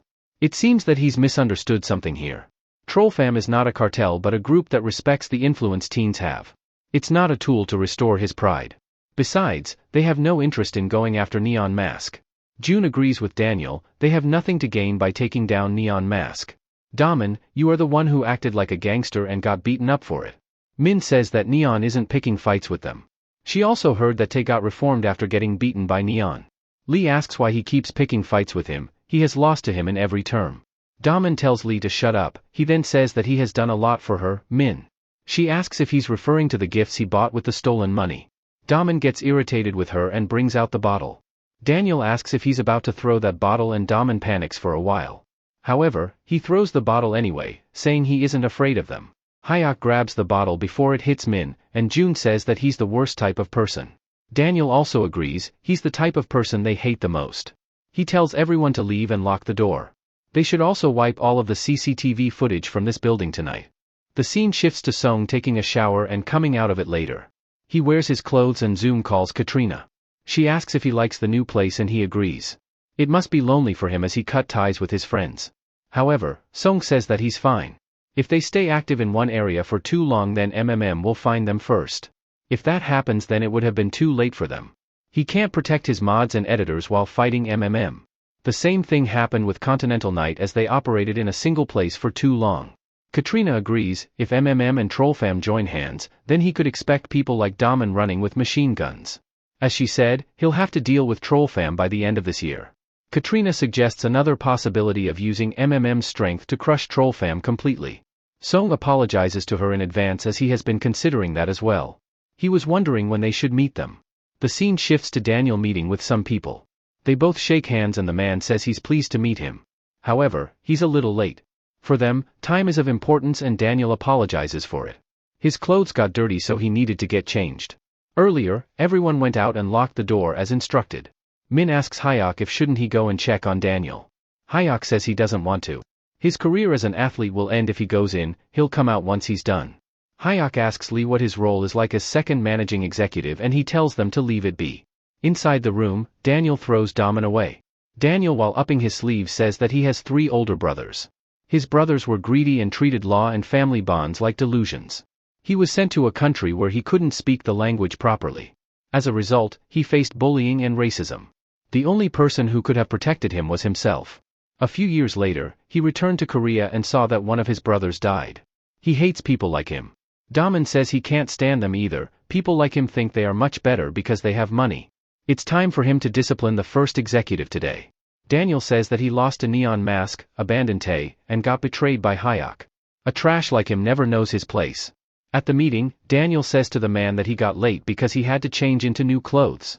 Now, should they start the meeting? Oversees scout team. Daniel places the cup and says he doesn't understand what they are proposing to them. Is he suggesting that they traffic drugs in Korea through them? However, the man replies that's not the case, that's for professionals. He asks if doesn't Trollfam have a unique specialty, cultivating talents. He can export promising individuals from Trollfam through them. He could think of mafia, yakuza, organized gangs, and even terrorists. The demand is high. This is just a modified form of scouting members for criminal organizations, similar to the idol industry. Hyuk laughs at such a silly comparison. The man approaches for his wrapped object and Hyuk asks if he is going to take it out. Does he have a gun or something? Get it out if he dares. The scene shifts to Sejin looking over the scenery. Suddenly, Sumin spots Sejin while jogging. Sejin asks what he's doing here and he replies he's building stamina for studying. What about him? What is he doing here? Is he worried about something? Sejin replies that his friend has lost his way but he understands why. He was just thinking what he should do. Sumin says he wouldn't have let him go without saying anything. Sejin replies he's stubborn, beating sense into him didn't work out as he's stronger than him. Sumin laughs at this idea. When he first came to the school, he was afraid of everything. But he was the one who helped him out. Afterward, he kept talking even if he ignored him. In the end, he started hanging out with him. The teacher and class rep asked for his help when something happened. Suddenly, a person says that when someone loses their way then it isn't easy to bring back and must be dragged back as Sumin said. These are some wise words dropped by Tae. Sejin asks if he was eavesdropping from the start and Tae replies that he can't help because his hair stands out so much. He asks Sumin how things are going and he replies pretty good. Sejin asks when they got close. Sumin explains that Tae shows up at their shop to apologize and became a regular customer. They chat about the new things added to the menu and Sejin finds it comforting. Tae explains that when someone has lost their way and is alone, then they might go the wrong way if aren't approached in the right way. Instead of fighting him, try to talk with him. He can't be a bad person from the start. Sejin replies he doesn't know from where he should follow him. Tae suggests that he track him down, since he's a friend, he should know him best. Sejin ponders over the idea for a while. The scene shifts to Katrina talking about having the meeting with MMM in a neutral area. She believes they are already in touch with Trollfam and this would be interesting. Song worries just how excited she is and Katrina says they could talk about boring stuff then. The people attending are a recruiter and a bodyguard by the name of Wong. That person took down all 3 Continental Night members, so he's quite skilled. Unfortunately, if a fight were to break out, then he'd be killed on the spot. Song asks if he is that strong. They got this info from the Continental Night leader. He talks about how he never lost a fight in school and couldn't imagine himself losing against Neon. But the bottom line is if Neon takes on that guy, he'll definitely die. Continental Night leader explains how the fight went out. They all charged at him but they dodged their attacks. The leader asks how long he intends to keep dodging. The girl says that they will get fired from this job. The boy says that it can't be helped, they will find another one somewhere else. The leader finally catches him by the leg and pins him to the ground. However, Wong kicks the leader in the face. He gets some distance between them and throws out metal balls. The ball bounces off the furniture and they wonder what those things are. The leader wonders what these marbles are and why he's throwing them everywhere. He charges forward, saying he's messing with the wrong people. However, he stops in the midway. Everyone stops attacking and they wonder what just happened. Turns out that wires are holding them off. Wong asks what they think of it. He then extends his hands and throws more balls at him, enveloping his face. Just as he thought his street assault techniques were on another level. If Neon Mask ever runs into him, just tell him to run away no matter what. Neon can never beat him. At the studio, Pleasure apologizes to Jihyo but she says that it's alright. This was the condition they already discussed with Muwan. Pleasure insists on helping her but she suggests that he focus on volunteering work with Muwan. It was bothering her that the recycling team was fighting for them in the first place. Pleasure agrees but saving Song is also the right thing, he needs their help. Later, Jihyo brings her dad a coffee and he thanks her for it. The doctor allowed him to have coffee so it's better than drinking alcohol. He then asks how Song is doing. She replies that he's fine. He's a smart kid and is earning a lot of money. He has put that incident behind his mind and is doing well. Father asks if that is true. He weeps and tells her not to lie. He did something terrible to that boy. Jihyo says that it wasn't his fault, but he says she's wrong. It's all his fault that Song's little sister died in the accident. Later, Jihyo comes back home and thinks that her family used to be ordinary. His mom was a housewife, his dad was a bus driver, and she was the only child. They would occasionally go on trips some days and everything was perfectly normal. But then her mother died from an illness and things became a little less normal. Her father continued to support them by being a driver and they filled in their mother's work. His only source of pride was that she was healthy and got good grades. But ever since that day, he had been drowning himself in alcohol. Jihyo told him to stop acting like this as the accident wasn't his fault. However, he tells her to shut up. He shouldn't have driven down that road on that day. He keeps talking about how he should have died instead of her mother's place. She thinks they were able to rent a house because of her dad's work ethic and her mom's dedication. Her dad was a good-hearted person who helped people in need. Song didn't blame her dad for what happened.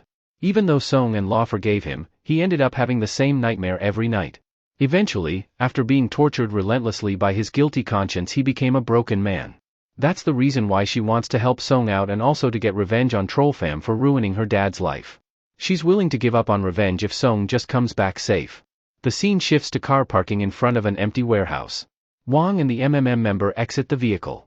They soon enter the building and look around. They spot Neon sitting in front and call out to him. Neon says that have traveled quite a long way.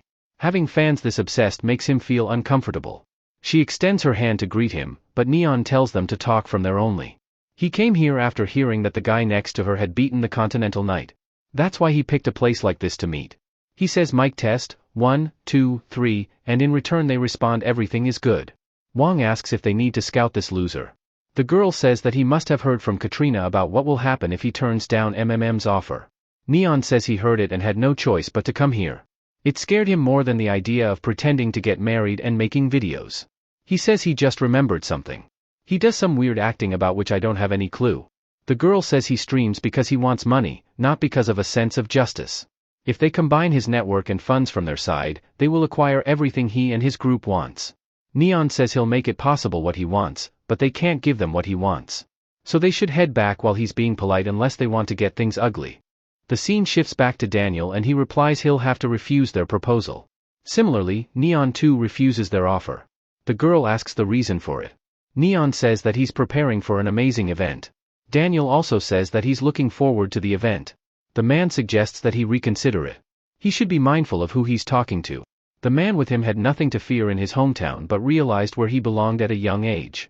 The girl says that he should realize that he's just a small fish in a big pond. Even if he makes a lot of money from YouTube, he's wasting his amazing talents by being a streamer. Neon replies he didn't become a streamer to earn money. There's something that only he can do and must do. The event he's talking about is very special and open to subscribers and non-subscribers. They'll set off fireworks, decorate trees, and have fond memories of it. Daniel also says the same, even though the offer is tempting he'll decline it. He wants to hang out with his friend a bit longer. The girl says that this is a deserted tunnel in a remote area. Plus, he only has one life. Neon thinks they are threatening him again. It looks like they underestimate him. Didn't their family teach them some manners? How about you come in if you are confident to win? The girl sighs and orders Wang to take care of him. Wang says he saw him using street assault on his last stream. This place does not have much structure. He probably chose this after happened with Continental Knight. He should think twice before it's too late. His street assault techniques are on another level. Neon asks if they think he came here without a plan. He turns off all the lights. His marbles wrap around all kinds of objects and subdues the opponent in one go. Was he inspired by a certain friendly neighborhood Spider-Man? But for throwing the marbles, he first has to see where the opponent is. Wang says using darkness and tunnel echo isn't all that smart. Doesn't he consider the fact that his eyes are adjusting to the darkness and his experience? Wang tells the girl to turn on the car headlights. She obliges and goes into the car. Wang says he'll soon die as he spots him. Neon replies that he's super chatty. He asks if his eyes have adjusted to the dark. The girl turns on the car headlight and Wang becomes happy on spotting Neon mask. However, Neon turns on multiple lights onto him, blinding him. A person's eye becomes more sensitive when a bright light appears as opposed to no light. He streams because he must do something before he dies. He isn't interested in becoming their minion. Try threatening again, if he wants to crawl back home. He points to his mask and says he has a filter on, so it doesn't matter to him. Since he's feeling cranky these days and feels like getting revenge for Continental Knight, so he switched his tactics a bit. The light soon turns off and with that, Neon leaves the place. The girl thinks that Neon got them, and now the young boss will be angry. After the meeting, the leaves the place. His partner says he could have chopped off Hyak's hand, but they were in public. He tells Sato not to worry as opportunity could come knocking when they least expect it. Sato asks if he's going to do the same thing he did in Japan, and the man agrees. There's always a discord in groups like these. At the same time, someone shoves Daman out and tells him not to return. Daman, with anger brimming in his face, curses them. He'll come back and beat every single one of them. The man thinks they found the perfect person to follow their plan. The scene shifts to the gym where people are training. Some are practicing boxing while some are wrestling each other. As for Hyak, he's destroying a punching bag. Other people look in utter shock at his strength. They talk about how he trains his body to such an extent. They wonder if Hyak will lose the strongest minor title before joining the adult league. The second strongest person is also practicing in the gym. They say it must be tough for him as he keeps getting second place. Jay tells them to repeat what they just said. Do they consider Hyak to be all that amazing? The boy asks why he's being so sensitive about it. They were just having a small talk while working out. They say how he won all 32 fights in the last season, including the one with him. This annoys Jay even more and he gets ready to punch him. However, Hyak grabs his hands and asks if should he join in as well. They are all family here and shouldn't be throwing punches outside the ring. Also, he heard that he has been causing trouble with some of his friends, which is making a dent on them. The reason his father is sponsoring this organization is because he likes martial arts. So if they try to do something funny, he might have to take it out on him. If he still insists, then they could settle this in the ring. Watching him act out after he got crushed by him in the fight makes him feel bad for him. 2 years ago, Jay joined the gym. People talk about how he has been a bully at school. They wonder why is he even allowed to walk freely. They whisper about why Hyak let him join in. Jay then approached Hyak to go for one round since he's quite strong. Hyak pats him and says he must be the new guy. He apologizes since sparring with him on the first day would be a little too much, and Jay asks if he's scared. However, Hyak replies he doesn't spar with bullies. This frustrates Jay and the other boys think that Hyak is outright ignoring him. Jay taunts if he heard the rumor yet. He beat the shit out of a kid in the ring even though he was wearing headgear, and Hyak agrees. He dragged his errand boy to the gym and turned him into a sandbag. Jay agrees, he had to be taught a lesson. Hyak takes him into the ring and beats him. He calls him embarrassing, he couldn't fight back, and even dodge attacks. People might think he's in this for something. The boys say that Jay stood no chance from the start. Later, Jay's friend asks if he'll join the GMK League, but he refuses. He asks more if they don't pay him well there. Jay replies that it's pretty boring and no one is worth fighting there. They ask if Hyak is there. But Jay says that he sparred with him once and he isn't that good. Suddenly, Hyak comes in and puts his arm around Jay. His friend can't believe they are seeing Hyak. Hyak says that he isn't coming to the gym for a few days, he needs to train hard to enter competitions. Is he acting like this because of what happened when they sparred last time? Jay looks behind and wonders what should he do in front of his friends. Hyak grabs him by the neck and says that everyone is excited to see a new rising star. So, he should make it to the competitions. Jay brushes his hand off and asks if he only needs to get into the competition. He doesn't know what he's talking about, but he messed with the wrong guy. So for 2 years he trained and became the second strongest minor in the whole of Korea. Plus, he also became Hyak's favorite punching bag.